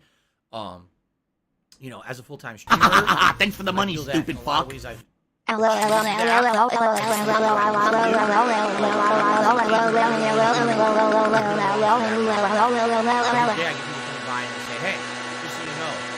get a lot of value out of what you do for this.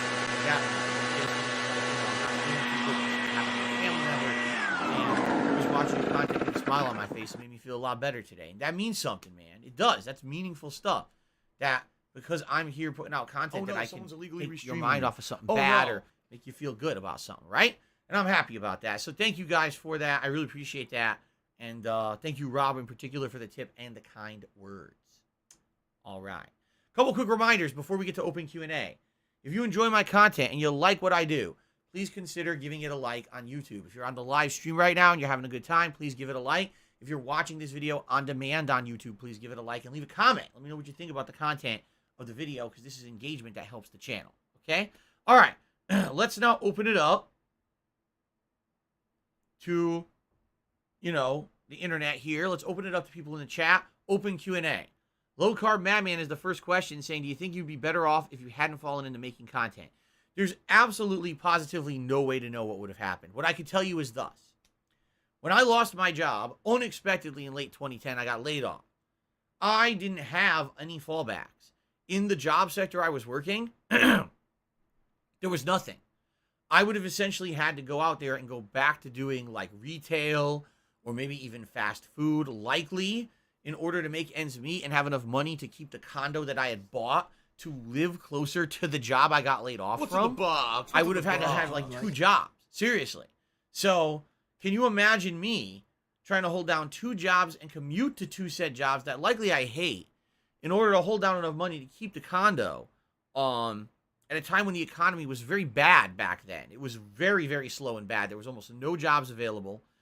The jobs that were there, everyone was overqualified for, and everyone was taking a job under what they felt they deserved because there just weren't enough jobs to go around at that time.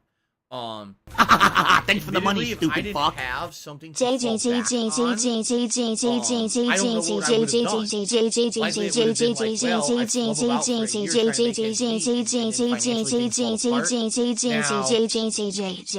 I don't know. Here's the thing. My life likely would have been way different, right? Like, I probably would have never made the content I did, I never would have traveled the way that I did, meeting the people I did. I never would have done any of the projects or co-op stuff that I did, because if I'm not a content creator, I'm not constantly doing stuff with John Rambo and stuff like that. None of that content would have ever existed, right? Likely YouTube would have ended up just being another side thing that I did a few hours a day, if that, because if I had to work 2 jobs, where is the time going to come to do the YouTube stuff, right? Thanks for the money, stupid fuck. You know, who knows? I definitely feel that if it hadn't been for me becoming a full-time content creator, I never would have been able to move across the country, get out of Connecticut, move to a nice place here in Washington State, and have the life that I have now. I never would have met my wife or anything like that, because I never would have had the life situations going on that happened. You know what I'm saying? Like, my life would be so dramatically different, and quite frankly, worse. I don't see how it could have been better. Just being honest, like, I don't see how it would have been better if I hadn't done content creation, because right now, as I tell you guys, every day I feel is the best day of my life. I genuinely feel that way. Like, every day it's a fresh new day, you know, spending time with my wife and my family, doing fun stuff on streams with you guys. Every day is a new opportunity for fun stuff and a great life. And, you know, back then, I enjoyed what I was doing, but absolutely there were days when I felt like it was a grind and not every day was fun. And Can someone please shut up this dude? What I did for a job until things turned around. You know what I'm saying? So, yeah, my life today is much better than it was back then. Just being honest. You know, back then, I told you guys that way back when, over, you know, a decade ago, I was depressed. I hated my life. I hated who I was as a person. I hated my job, because I felt like I was being mistreated at it and not appreciated, and overworked and not underpaid. Thanks for the money, stupid I fuck. didn't really have much going on for me. And I couldn't really travel to do competitive Street Fighter anymore. It all got thrown away. Like, what am I going to do in my life now? You know, this is something that I've been doing. You know, Street Fighter was my hobby for a good 10, 15 years. Why am I toxic? I couldn't even find myself doing it the way that I wanted to do it anymore, because my back was so messed up at that time, you know? So, in a lot of ways, if I hadn't had the full-time content creation thing, you know, I don't know what would have happened to me in my life. Just being honest, you know, it could have gone a lot of different ways. But certainly I don't think that I would have ended up, you know, in the position I'm in today and as happy as I am today. Laugh sounds like that's my personal feeling. So when I laugh and I go, it's all speculation. You know what I'm saying? Does that it's sound all like speculation. And no, it sounds nothing like that's that the at thing all. that I don't understand about people who are like, oh, what's your 5-year plan? What's your 10-year plan? Where do you see yourself in 10 years? Today, are you where you thought you would be 10 years ago? I don't live my life like that. I never had. I don't think there ever would have been. If when I was 20 years old, do you think I would have predicted where I would be at 30? When I was 10 years younger, just starting off 10 years ago as a content creator, or I guess at that point I'd been a full-time content creator for about 1.5 years. Did I ever predict I would be where I am today? Oh, no, I never would have known any of this. Oh, What's no. the point? Thanks for the money, stupid fuck. Kind of deals I will and do a trying to guess $200 plan. super chat You to don't know never what's gonna hear the happen stupid in death. life, right? And this There's is my highs, last there's shot lows, sound there's ups, there's effect downs, ever. There's always unexpected things you didn't see coming. Why on earth make yourself try to adhere to a crazy outline or a plan, and then when things can't adhere to that plan, now you feel like out of sorts and you feel sad because you couldn't do your work. Thanks for the money, Here's stupid that fuck. shit, man. For me, it's like, listen, you do your best every day with what you can do in your life, and you go with the flow, and you have a good time, and you handle things as they come, and, you know, I'm not saying that planning ahead is a bad thing, because absolutely I like to plan ahead as much as I can. You know me, I'm a methodical guy. I want to have a schedule for all weeks so you know what to expect every day. Thanks for the money, At the stupid same fuck. time, you can't go crazy and try to figure everything out on the, you know what I mean? It's just not possible. At least for my life, it never was. So, an anonymous $2 tipper says, I've had many moments where I was super glad that you had uploaded or you were streaming something cool. Thanks for the money, stupid fuck. It's cool that you're almost Exclamation mark underscore vertical bar exclamation mark underscore vertical bar exclamation mark underscore vertical bar exclamation mark underscore vertical bar exclamation mark underscore vertical bar exclamation mark underscore vertical bar exclamation mark. Zoya just did a super chat saying, how do you keep the podcast from getting repetitive? Well, admittedly, every day on the podcast, there's usually certain topics that we cover, like the gaming schedule and stuff like that. But also, you know, there's variety in the news. I don't control what gaming news comes out, so if there is new gaming news, that's always a news segment. I don't know what you guys are going to ask me. So every day, we actually do...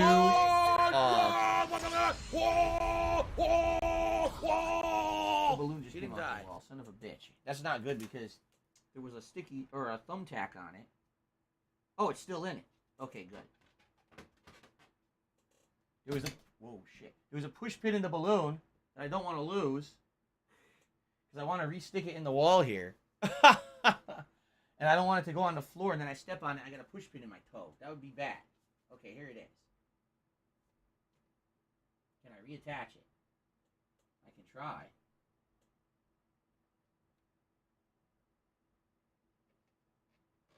Oh, it's kind of loose.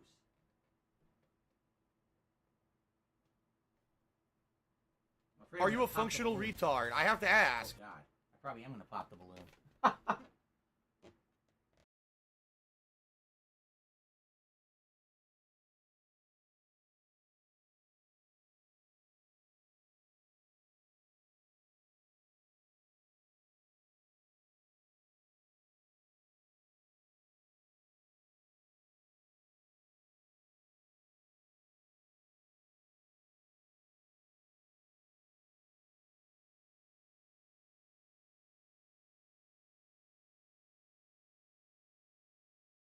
Reaffix the balloon to the wall without popping it. Here we go. Take your pill, and that's it, because you're just going to waste our time again. Well, that is so... Oh, that didn't work. That went right out. All right, I'm going to try to make a new hole.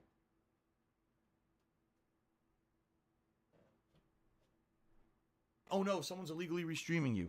Oh, no. Not working. My wife did this, by the way. I didn't do it. My wife put this up the other day, so she was better at it than I was. Okay, fair enough. All right. Oh my God. Okay. Nope, that's coming right out. Wow. Well, there's no way that's staying in. I don't know how she did this. She actually got Derek. the push pin to hold the balloon in the wall. I don't know how she pulled this off. I guess the balloon's coming off the wall for now, folks. I don't see a way to do it. The balloon... I don't see a way to do it at all. So I guess we'll see. If maybe she can reattach it later or whatever. I'll put it down here for now. It might pop during the stream, in which case, if you hear a loud explosion, you know what's going on behind me. Okay. And I'll take this push pin and put it away. Actually, I know what I'll do. There we go. That way it doesn't land on the floor and I step on it and you hear me screaming, right? Okay, anyway. There's how I keep it fresh. That's how you keep the pre-stream fresh. You never know what's going to happen. What's someone going to ask when someone does a contribution? What's going to be their shout-out message? When I open it up to open Q&A, what are people going to ask me? I said to you guys at the very beginning of this podcast today, I didn't have much to talk about, right? But I guarantee you we're going to do a full podcast. Ladies and gentlemen, it's 12:30. Every day time flies here, man. Seriously, every day. Time flies on the pre-stream. It just goes, whoop, wow, time went right by. Now we're done. The pre-stream's already over, right? What's up, Turtle Dude? Good to see you. Welcome to the stream. I believe there was some more shout-outs, or, excuse me, more, YouTube side stuff. Yes. So, Snow Cooper did a super chat saying, my family's trying to sacrifice me. All my life I've been a human battery. Anyone know how to ask Snow Cooper? And here I am, DSP. Wait, what? I don't know what you're talking about. Tartarian Truth did a super chat says, if you could be any game character, who would it be? Special delivery. Oh my God. Any game character? Special delivery. No, I don't want to be in a game. Games are dangerous. There's always some fucking crazy stupid little kid shit. Right? There's always some mutated freak, some giant over-the-top ridiculous risk. Name a game where everything was nice and happy. It's not much of a game. You have to overcome some kind of a hardship or a challenge for a game to be entertaining. So why would you want that? I don't want my life to have more hardships than it already has. Right? So there you go. YouTube mode Answer is, I on. would not want to be in a game at all. None of them are desirable. Anso Kamaru says Animal Crossing. Fuck no. There's crazy fucking spiders and shit, right? Coming after you in Animal Crossing that bite your ass. Thanks for the money, stupid fuck. There you go. Nuna caress, Nuna caress, Nuna caress, Talk to me Nuna says, I saw your cheers. Spider-Man Edge of Time playthrough last night on DSP Gaming. Edge of Time. So that wasn't, hold on. That wasn't Shattered Dimensions. That was the one after Shattered Dimensions that didn't do so well, sales-wise. That's right, because there was Spider-Man Web of Shadows, Spider-Man Shattered Dimensions, Spider-Man Edge of Time. That's right. Yeah. Edge of Time was the one with Spider-Man 2099, wasn't it? And you go between the two Spider-Men? Yeah, I remember that one now. Damn, The it's been a long time Ziggy since I thought Piggy's about that back. game. True Seeker says, what's the most I ever drank in one night? How bad was the hangover? I mean, I couldn't answer that. I didn't measure back in the day. I used to drink too much. Like, way too much. I told you guys, I was at one point, I was an alcoholic. I hated my life. I was depressed. I was sitting there drinking rum and Coke every night. And the cup that I had, to give some perspective here, the cup that I had was about this big, okay? So we're not talking a standard beer glass. We're talking a giant plastic cup. It was big. And I would pour, I'm not exaggerating, more than halfway up with rum. And then I would take like a Coke Zero and to put it into the top. There was so much rum in the cup that the Coke Zero would be diluted and it would look more like very light brown than dark cola color. And I would just fucking drink that right out of there with a straw. All night I'd be sipping on it for hours and hours. It was fucked up. My life was fucked up. It really was. Thank God those days were behind me. Stuff was really messed up back then. Let's put it that way. Okay. No meme, I thought you said you mostly drink gin and sparkling back in the day. I never said that at all. I literally never said that. Back in the day when I was really bad into drinking, it was always rum and Coke. At one point, during my tenure as a content creator, someone asked me what was my favorite drink, and I said, oh, gin and tonic. I like gin and tonic. And some people saw in videos, sometimes I had like a thing of Tanqueray or something in the video, and immediately became a meme on the internet that all Phil drinks is gin and tonic. In reality, I probably drank less gin and tonic than other drinks in my life. Seriously. But these idiots latch on to shit like that, and then they push it out as their narrative. Again, like I said, people memeing for the sake of memeing because it feels like this real groupthink mentality. So they believe somehow in their heads that all I do is I sit around drinking gin and tonic all day. It couldn't be further from the truth. But this is what they've propagated in their heads, these really weird ideas and opinions that just are not true at all. But to them, they are because they just said it so many times. They believe it. This weird, because we say it, it's true. Rather than, oh, it's based on a factual thing. There's like an observation or two in a video or two where Phil mentions gin and tonic. So it just must mean that it's just all he ever drank ever. It's like, it's just madness, honestly. It's pretty stupid. Madness. That people would believe that. Dumbasses. Okay. Leviathan, give me $3, and you inspire me to be alive at all when you return to Sekiro. I don't know about being alive at all. I think there's way more things to live for in life than me and my content. I'm just saying. As for Sekiro, one day maybe I'll return to it. Although, admittedly, I do think I'm not kidding. I think I like every single other From Software game better than Sekiro. I do feel that, like, well, now that the balloon's gone, I should put this here. This is kind of blocking the balloon anyway, so I'll just leave that there. So anyway, not to say that I didn't like Sekiro. I thought it was good. I just didn't think it was as good as any of the other FromSoft games. It was too much of a one-trick pony repetitive deal. I didn't like it that much. So if people wanted me to go back to it and really campaign for it, I wouldn't be against it. At the same time, I'm not in love with the game, and I don't think I'm going to enjoy it as much as other games, Shout out to Nathan, who just became a channel supporter. Thank you, Nathan. You know what we should do is we're about to adjourn the pre-stream podcast. Let's take a quick look at members and how we're doing, because remember, we are trying to hit the members goal for the month. And I think that every day we can make some pretty solid progress. Let's take a quick check on how we're doing. 364 members. We did go up a member. So thank you so much, Nathan.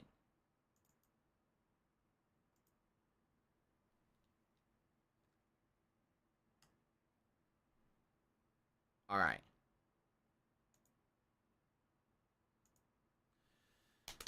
All right, guys, it's time to end the podcast. Thank you. Great pre-stream podcast today. I hope you will vote on the type of barbecue cuisine you want to see during the marathon on Wednesday. I hope you're excited that we're going to have a good variety of games on the marathon on Wednesday. Thank you for the support. I hope you will support the streams today because today I get to do a double stream day when I will not get to tomorrow. Let's get this podcast adjourned. So we can start with gameplay. Sound good? All right, guys, thanks. You've been a great audience, and let's get started. All right. Let's swap over. From PayPal. Let's get this webcam to be the proper size. There we go. Very good. $110.09 the leaderboard centered from Apple iTunes. And it looks like the capture device is fucked up. I don't know why. The good news is maybe I can refresh it. Or not. Stop this! Emphasis on or not, because apparently it's not working at all. My capture device is really giving me issues these days. I don't know what's going on, why it's not working right now. I'm probably going to have to restart the whole setup again.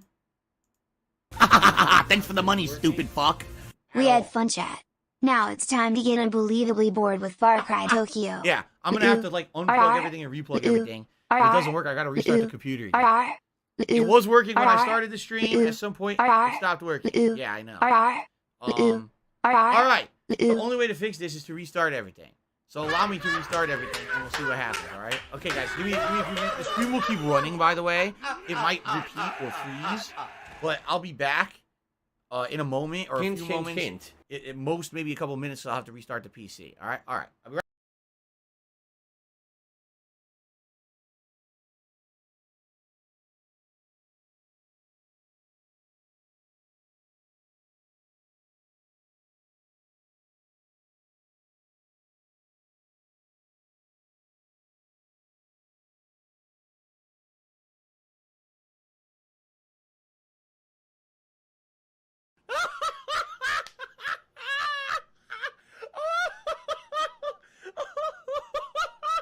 I need that money. I really do. I need that money to pay my bills.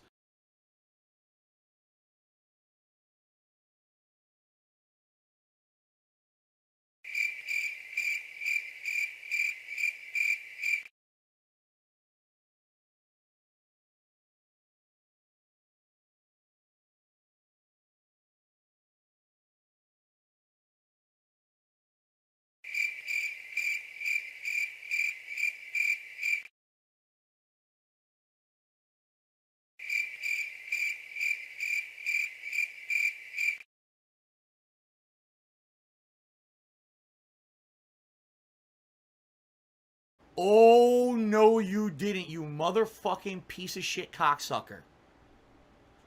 Ugh, mark my fucking words. I'm coming for you. I'm gonna find out who the fuck you are. Okay. You motherfucker. It should be working now. You are fucked. Let this stream working now for everybody. Can you guys see it? Is it coming back for you? It should be. And you are done. It should be working now. It was a quick fix refresh. It wasn't a big deal. It just needed to basically have the capture software closed and opened again, which actually makes me feel more like it was more the capture software than the capture device in this case. Maybe. Who knows, right? All right, but anyway, I'm back, guys. Welcome back. Webcam is working. Leaderboard is here. Headphones are going on. All right, you guys ready? Let's continue with Ghostwire Tokyo. And again, guys, please consider supporting the streams, considering that I only got to stream half as much this week as I normally would. The dog just shot. It really helps if you guys support the stream. Even if you don't like the game, you're just here to chill with me. You don't fucking care for the game. Any support is greatly appreciated right now to help make up for the fact that I couldn't be here half this week. Okay. Someone please shut up this dude. Fair enough. All right. Ready to continue, everybody? Okay, here we go. Ladies and gentlemen, welcome back to Ghostwire Tokyo. Last time around when we played, man, did we have progress. If you remember, tons of the map was unlocked, right?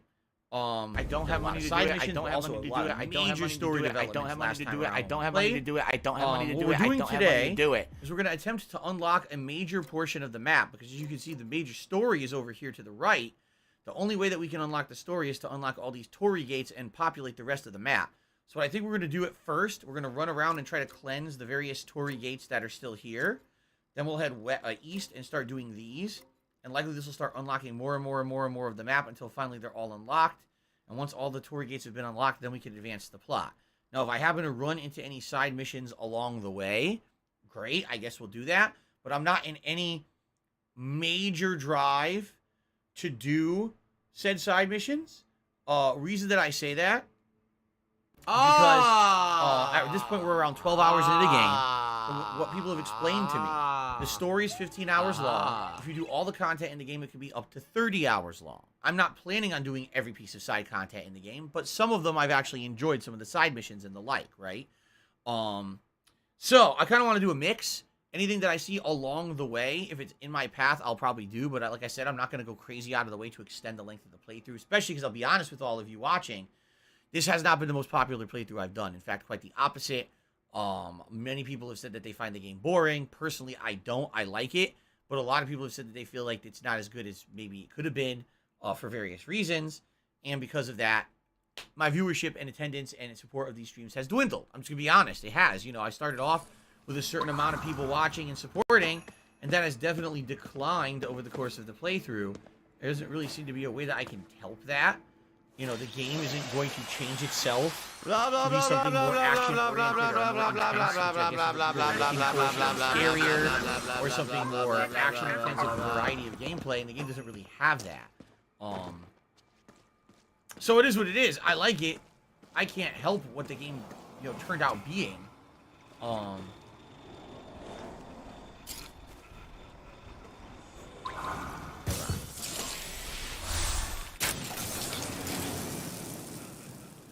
I stood around like, what's going on? I don't have money to do it. I don't have money to do it. I don't have money to do it. I don't have money to do it. I don't have money to do it. I don't have money to do it. I don't have money to do it. Shit. I just want to sneak up, but I don't think they're going to let me. Oh, crap.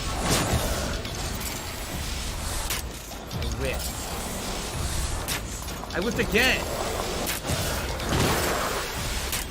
Oh, I have terrible aim with this.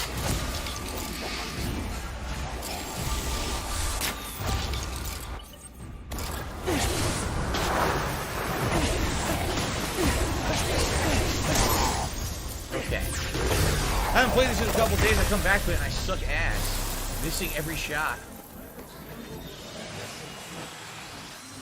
Okay. Oh really? Kagame says he's gonna get the physical deluxe edition for Lego Star Wars. I got the digital deluxe Lego. I get to play Star Wars on Tuesday, and I get collectibles on Wednesday. So I take it you really like Star Wars, and you're really looking forward to the Lego version, right? I think Star Wars is pretty good. When I was a kid, I liked it more when they re-released the movies in theaters. I bought into the hype of all of that, but over the years, it's like I like the original trilogy, but I never really liked the newer movies as much. I do think the original trilogy is still the best. But I'm actually considering, you know, playing the game. Sadly, I can't do it this week because I'll be so busy with my birthday stuff on Wednesday, and also all the games I'm currently playing. But I would not be opposed to playing the game later on if that's like a game you guys want to see in April. I would definitely play. I've actually heard that this Lego Star Wars game is dramatically different from the others that they put out. That this Lego Star Wars... Oh, shit! Oh, shit! Jeez, a lot of enemies right now. Okay, hold on. I heard this Lego Star Wars game is very different. It's more story-based, rather than, like, you collecting puzzle-based and stuff like that. Which is good. Obviously, I liked it here. Changing the formula up a bit, and that's a good thing. I feel like the previous games have kind of run their course. I just got killed. Wow. I totally got my ass beat in that lot. Just complete beatdown, even though I was pushing the back. I think the projectiles in the background were pummeling me. And you know what sucks about that? I just lost everything I did. Yeah. Whenever you die in this game, you completely lose all progress. So anything I just did, I lost. I cleansed that tree. I grabbed those souls. I lost it all. That is some shit.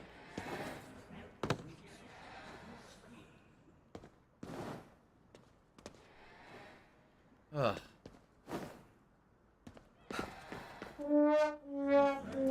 This sucks. I can't even go this way. I'm stuck. Shout out to Dualzom Gamer. Who's in the super chat? Thank you. I appreciate the support. Thank you guys.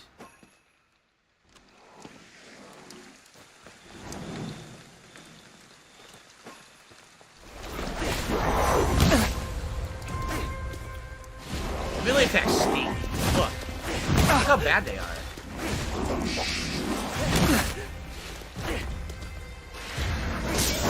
Really bad.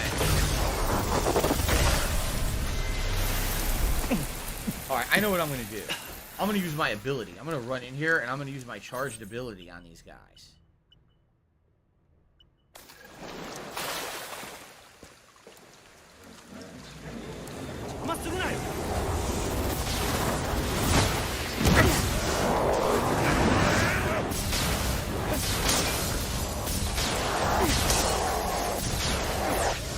Double core pull. That worked nice. Oh no. Cool.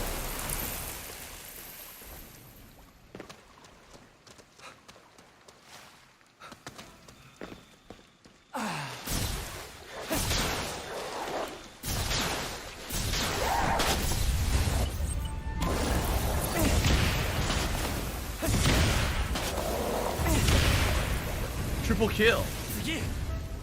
Nice. Oh shit. It's Kevin's fault. Oh, she didn't die. I had to hit her with another one. Cool.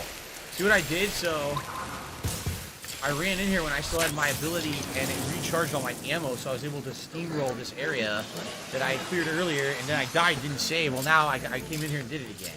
So that was good. Okay.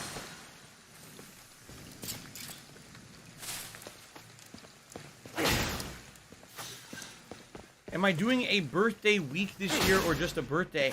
Do you not see the big 4-0 behind me that's been there all week?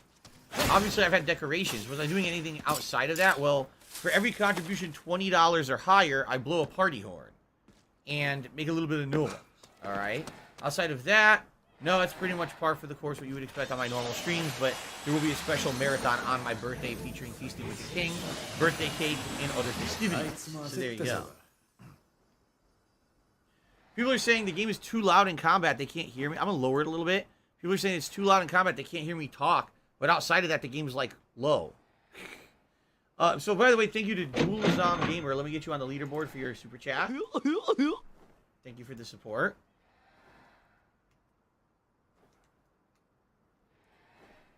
I guess it won't be a big deal that the balloon fell off the wall because this plant kind of was blocking it anyway, huh? So now the plant is fine. I say plant, but it's not really a plant. Okay. Where are we headed? We're headed this way to the Torii Gate that we're trying to cleanse.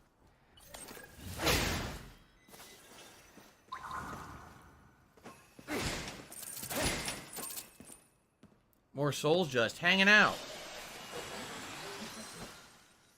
Oh, I totally understand that not everyone watches every stream. I just thought kind of having a giant 4-0 floating behind me was a little self-explanatory, and some of the celebration stuff I'm doing for this. Oh, Lord, there's a lot of enemies. Oh, wow. There's a significantly large amount of enemies on this road.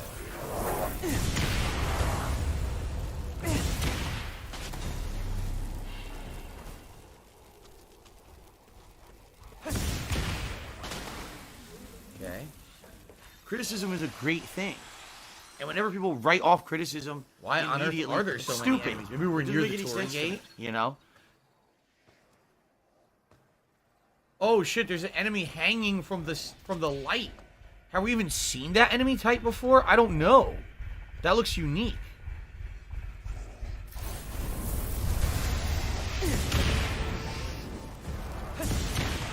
Yeah, we have. It's the ninja dude, but now I'm out. I say ninja, it's the guy who does like wrestling moves.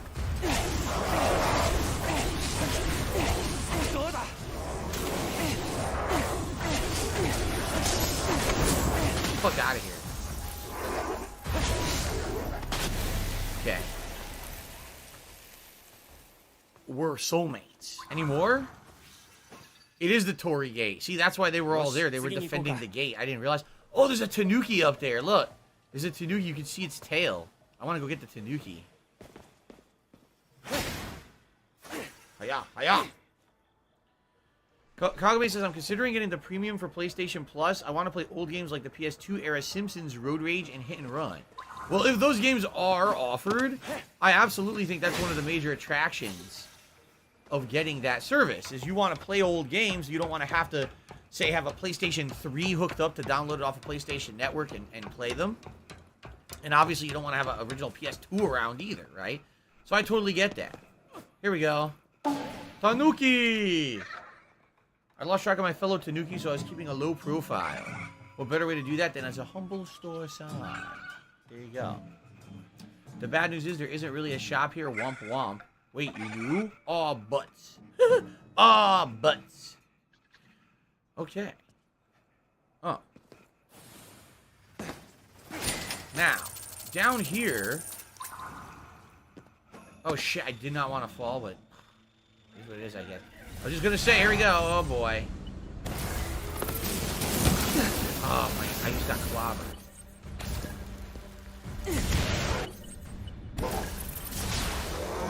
Get rocked! Big boy. Very nice. Any other enemies around here? No, but there's some more souls, and then there's the Torii Gate. So if you're gonna be an asshole, you're gonna be actually like an asshole. You're gonna be shown the door somehow. Like, how would I get to them? I don't know. Looks like you have to go completely around the block to get to them. Kind of weird. No enemies though, but there's a doggo and a kitty. A doggo and a kitty to absorb these spirits. Chat is not broken. I don't know why you guys are talking about. People are talking. Eternal Napalm loves the playthrough. I'm glad to hear that, Eternal Napalm. I know for a fact Eternal Napalm likes more supernatural element games. Somebody's hiding in the sign up there. Alright, that was the Tanuki. We already got it. Cool. The cats usually give you tips about the Tanuki locations. I'm a pussy. Sure, can you give me some yummy Kibidongo first? So if I give him Kibidongo, he'll tell me about an Oni location, I guess. Oh, I don't have any? I don't have any food. Ah, crap. I used all my dog food. I'm gonna have to go get some. Alright, anyway, let's cleanse the Torii Gate. Grab our reward. And then move on, because this is probably gonna open up another area. Here we go. Kagame really likes the game, too. Clay JT says you gotta do a playthrough of Metro Exodus one time before your 50th. Didn't I already? Did I not already play Metro Exodus? I swear I don't agree, because when you have factual evidence of something constantly thrown in front of your face and you ignore it, and I always want to find more Jizo statues. The more ammo, the better. That's always my go-to thing when I do these. Okay. Any reward in here? Yes, what is this? Archery beads. Oh, archery beads have leveled up to level 2, which is good, because I'm using archery beads, I think. Actually, I think I unequipped the archery beads. I'm thinking about it. Okay, so now that that was cleansed, I knew it. Now that that's cleansed, we have 2 different areas we can go to. Let's go do this Jizo statue, and then let's head to this Torii Gate. That sounds like a plan. You're not welcome on my streams, period.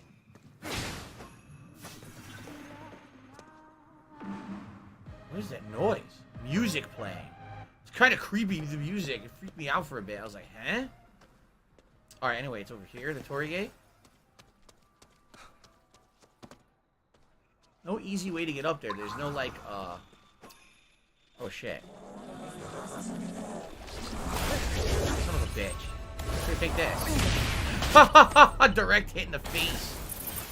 I don't want any drama in the stream chat.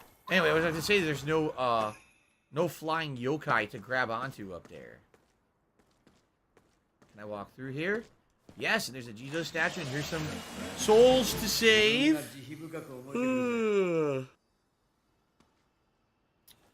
Oh, let's see here. So, Eternal Napalm says the game world's pretty big. I agree. The world sounds like doesn't seem as big as it actually is. Like, when you start playing the game, you realize this map is quite large. Does that sound like It doesn't seem like it's that big until you start exploring and you realize how big everything actually is. The Ziggy Check Piggy's out. back! Okay. That's the Jizo statue. Now I want to do this Torii Gate, which is this way. This way. Okay. Now how do I get back? Here we go. It's a narrow alleyway. Clay JT says, actually, they're more of a newer viewer. They came over about a year ago when I started doing more things on YouTube. Yeah, I'm almost positive that I played Metro Exodus. That sounds like a game that I played. Which Metro is that? What's the plot of the game? If I get down on my hands and knees and say thank you and still be on camera... Is that the one where they're on the train? Because I definitely played it if that's the one.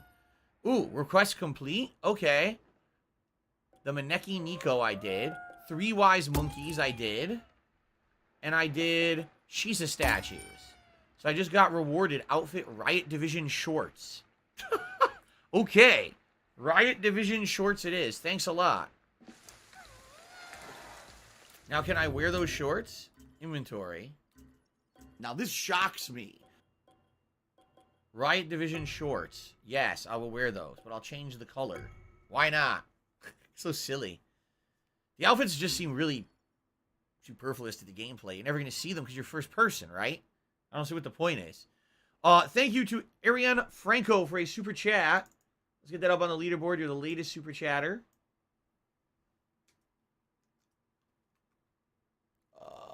Ariane F. There we go. Turtle Dude says, I like the game, but it lacks turtles. You know, oddly enough, in Japanese, like, folklore and spirituality, turtles are a big thing. I guess the only turtle technically we've seen was the Kappa, which is supposed to be like a turtle hybrid demon yokai thing. But, yeah, really it hasn't been, It's been pretty slow, That's not gonna lie. I need need that points. money, I really do. I need that money to pay my bills. I definitely need more points to put into, like, I want to upgrade this even more, but I need 20 points for each upgrade. It's a lot. I guess we'll save up then. Blah, blah, blah, blah, blah, blah, blah, JT says it was the train one where you left Moscow. You played it. Yeah, I did. I absolutely played it. I'm 100% sure I played that one. I thought it was quite good. One of the better ones, if not the best one. Oh shit!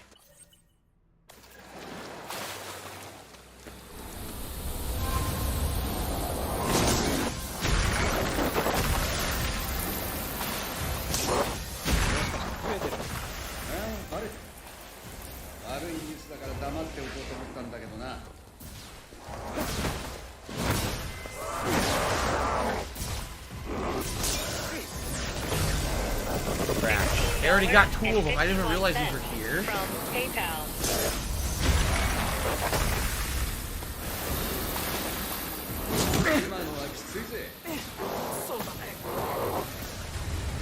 Yeah, they got him. See, I showed up too late. I didn't realize that they were sucking those cubes at first glance, because I was doing the vendor, and then by the time I turned around, it was too late. Maybe it's a good opportunity to refill my stuff here.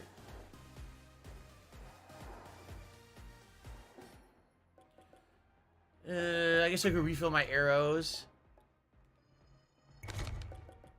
Nothing unique to buy, right? Nope. You know what I need? I need a dog food. I don't have any. Oh, no, it says I have 10. Then why did the dog earlier say I didn't have anything good? Did maybe that dog only eats certain things?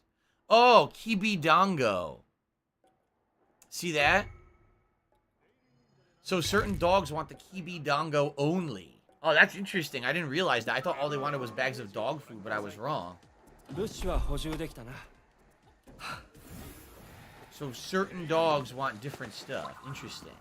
Well, let's get these souls here. New souls. Eternal Name Bombs of the game is cool as fuck. I like the style of the game. I find it entertaining. I like the open world roaming. I like the collection, even though a lot of people are complaining about the collectathon nature. I'm enjoying it. I don't feel like it's getting repetitive, although I guess for some people it is. I'm having a good time with the game overall, and thank you to everyone who's been joining me for it. I appreciate the audience that I have for it. And those who are supporting it as well. Thank you for those who are supporting the streams. And the videos, of course. If you watch this on demand on YouTube, remember, there's so many ways that you can support. You can leave a comment on the video. You can just click like on the video if you're enjoying the playthrough, right? Thank you. All right. Let's unload our spirit souls here and see if we can level maybe.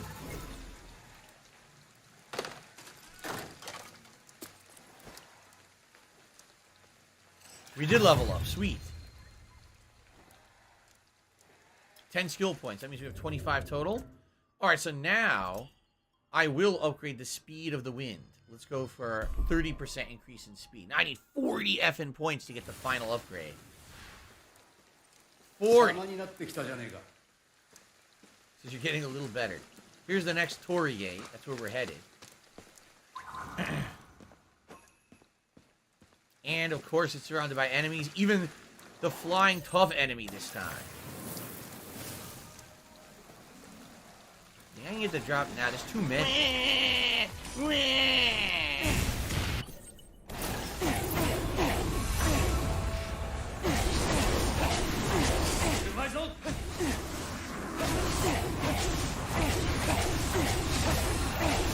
Bitch.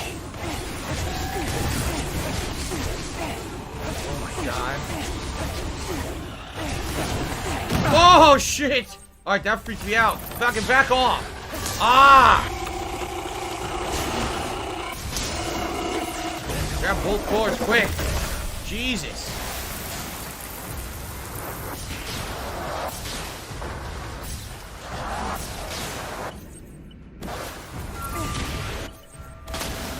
That fucking thing jumps at your ass. That was creepy, man.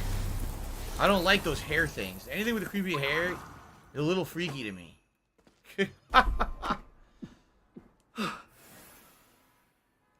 Here's the new tour. Following the game, following the fun gameplay, and chilling and relaxing with me.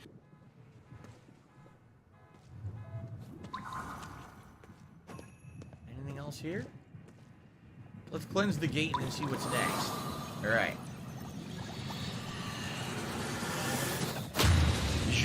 Joaquin asks how old I'll be turning on my birthday this week. Let me just say, there's a few hints on today's stream that may allow you to figure out how old I'll be. That's all I'm going to say.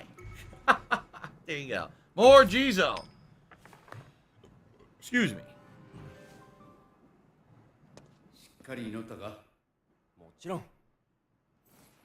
Alright, Aqua Beads +1. Now Aqua Beads have leveled up to level 2. That's good. So I'm curious, if I go to this icon of this yokai, track down the yokai native to each area of the city. I guess it's a side mission, right? It's something you can do. As you can see, now that we cleansed that, a giant portion of the map opened up. So I think now what we should do, let's go north, do the next shrine to the north, and then we'll head east and do all the ones to the east, because that's where the story is. So here we go. Yes, let's go here. All along the way, look for souls. And or look for some tanuki. You can find some tanuki on the way. I missed. Got bad aim. Oh, see, I want that, but she's right there.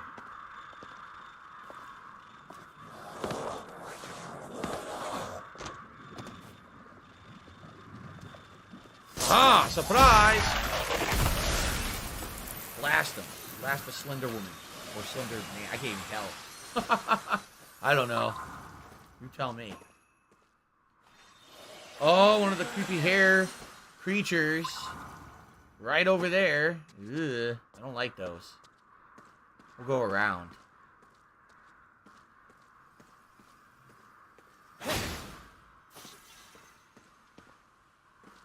Some souls just hanging out. I wish you could dramatically increase the range by which you could absorb the souls. That would be quite useful. You could suck them in from much further away.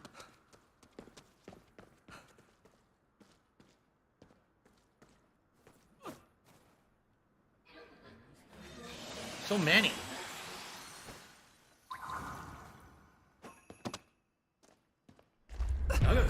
Ah, shit. My limits. My spirit limits.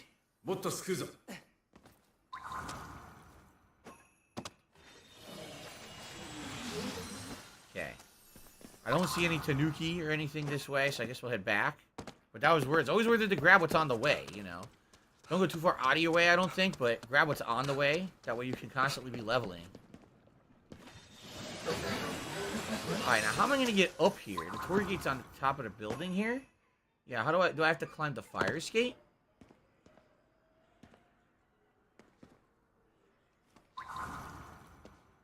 Do you hear, like, crying? What's up with that? You hear that? I hear crying. I don't know why. That's odd.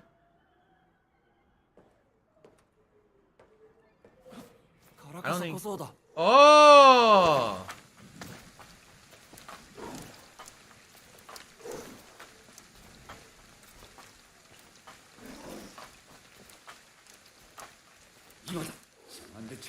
Here we go.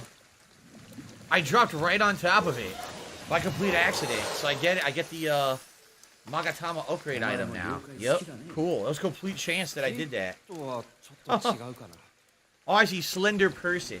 I shouldn't call it Slender Man or Slender Woman anymore. That's not appropriate. I should say Slender Person. That way I cover all the bases and I don't offend anyone. See, I'm still learning, man. I'm still learning about this stuff. And by the way, I'm not joking either. Like, if people are offended, I'll say Slender Person if I can't tell. Absorb these souls. I think this is how we climb. And then we're going to climb these buildings on the ladders. And then we're going to hover across the street. See that? Yeah, see, there's a ladder right there. Where? No, I lost it. I thought I saw a ladder. Here we go.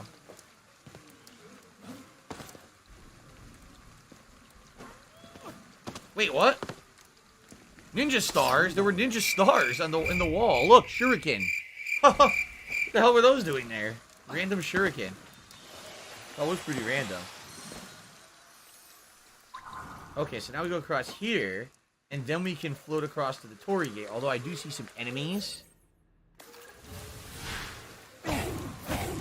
Son of a bitch, my range is too short.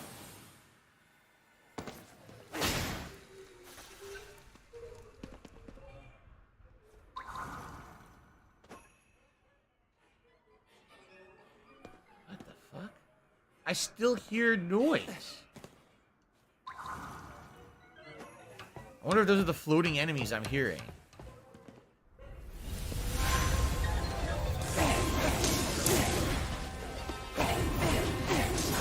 Floating ghosts. Oh no, I know what I'm hearing.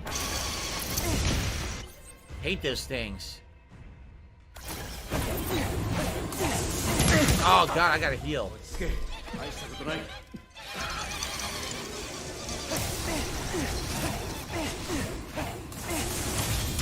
I block.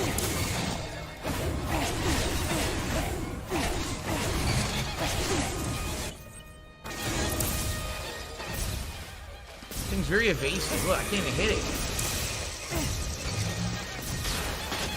Did I get it? I got it. That thing was super annoying.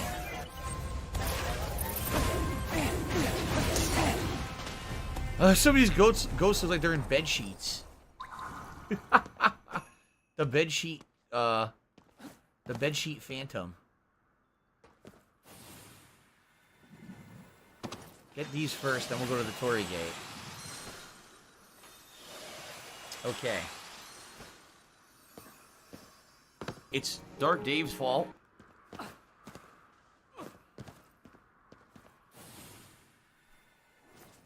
Shit.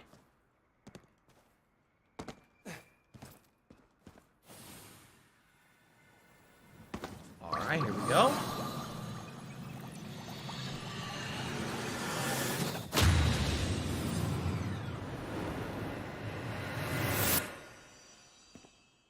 And another wind gust bead upgrade. Good. I need that.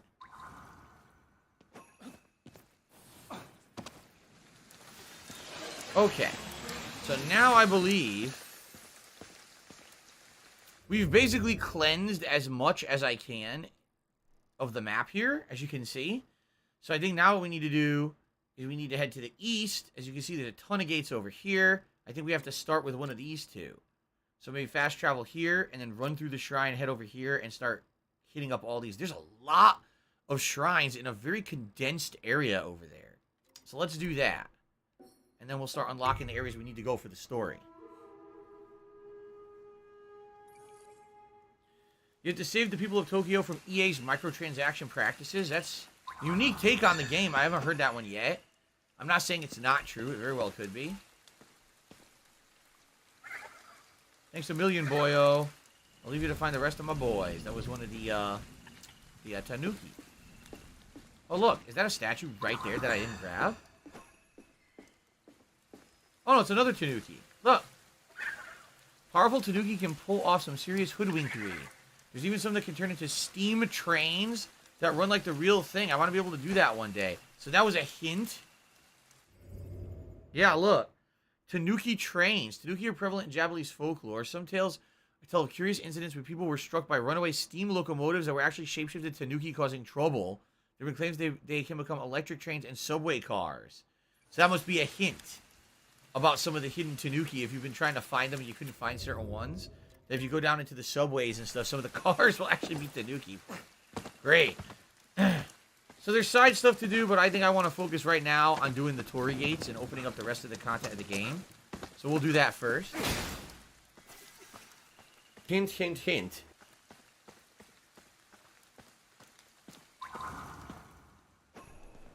Enchanted hat or money buff reduces your salt levels while the hat is worn. Okay. Lots of enemies, but nothing too special. Here's the Torii Gate. That's probably going to have enemies. Yeah, look. They're already right there.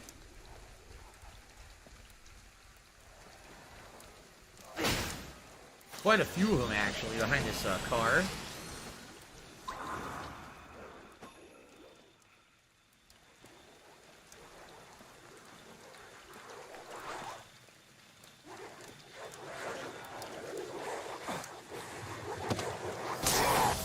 Making a quick curve. Couple at least. Good.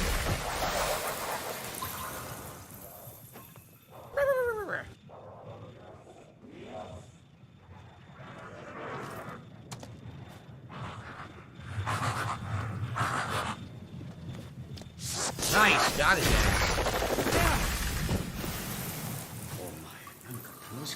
Cleared a Torii Gate without even fighting. I was able to quick purge everybody. That's good.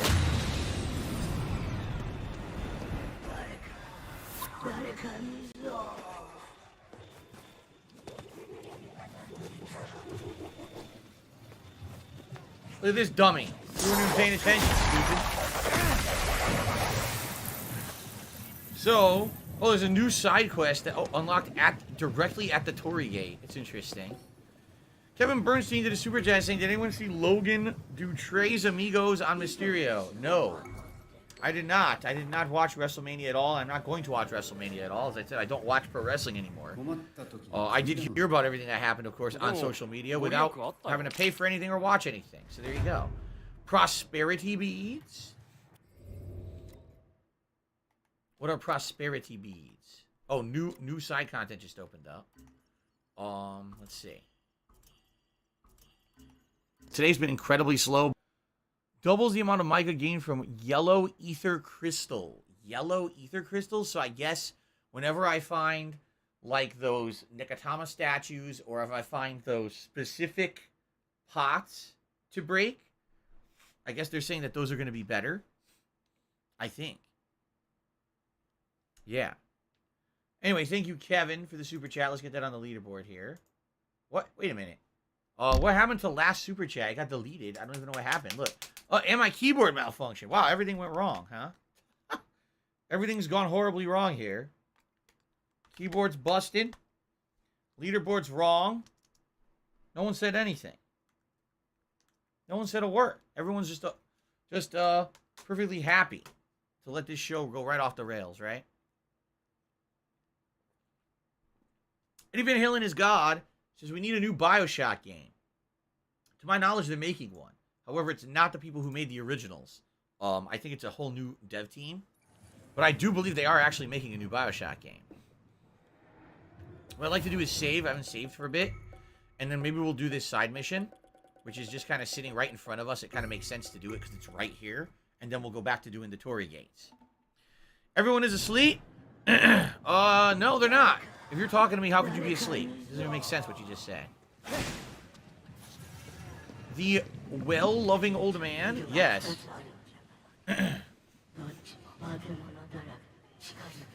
He wants me to free the wells of monsters. Yeah. Okay. 井戸が汚れてるのかな。だろうな。だが2つか。その井戸は地下水でつながっているのかもな。そうなると片方の井戸を浄化したとしても、もう片方の影響ですぐに汚れちまう。間を置かずに We have to cleanse 2 wells fast back to back, he says. How on earth would we do that? Nightmare welling. There sure are a lot of, souls over here. At the same time, there's a new enemy. A red raincoat enemy.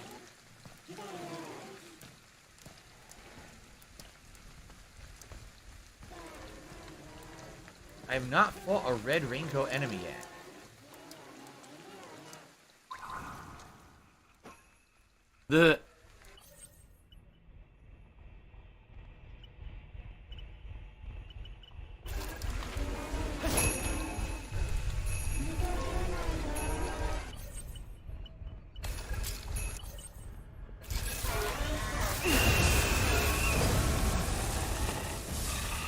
Wow, that enemy did not give a shit about the stun.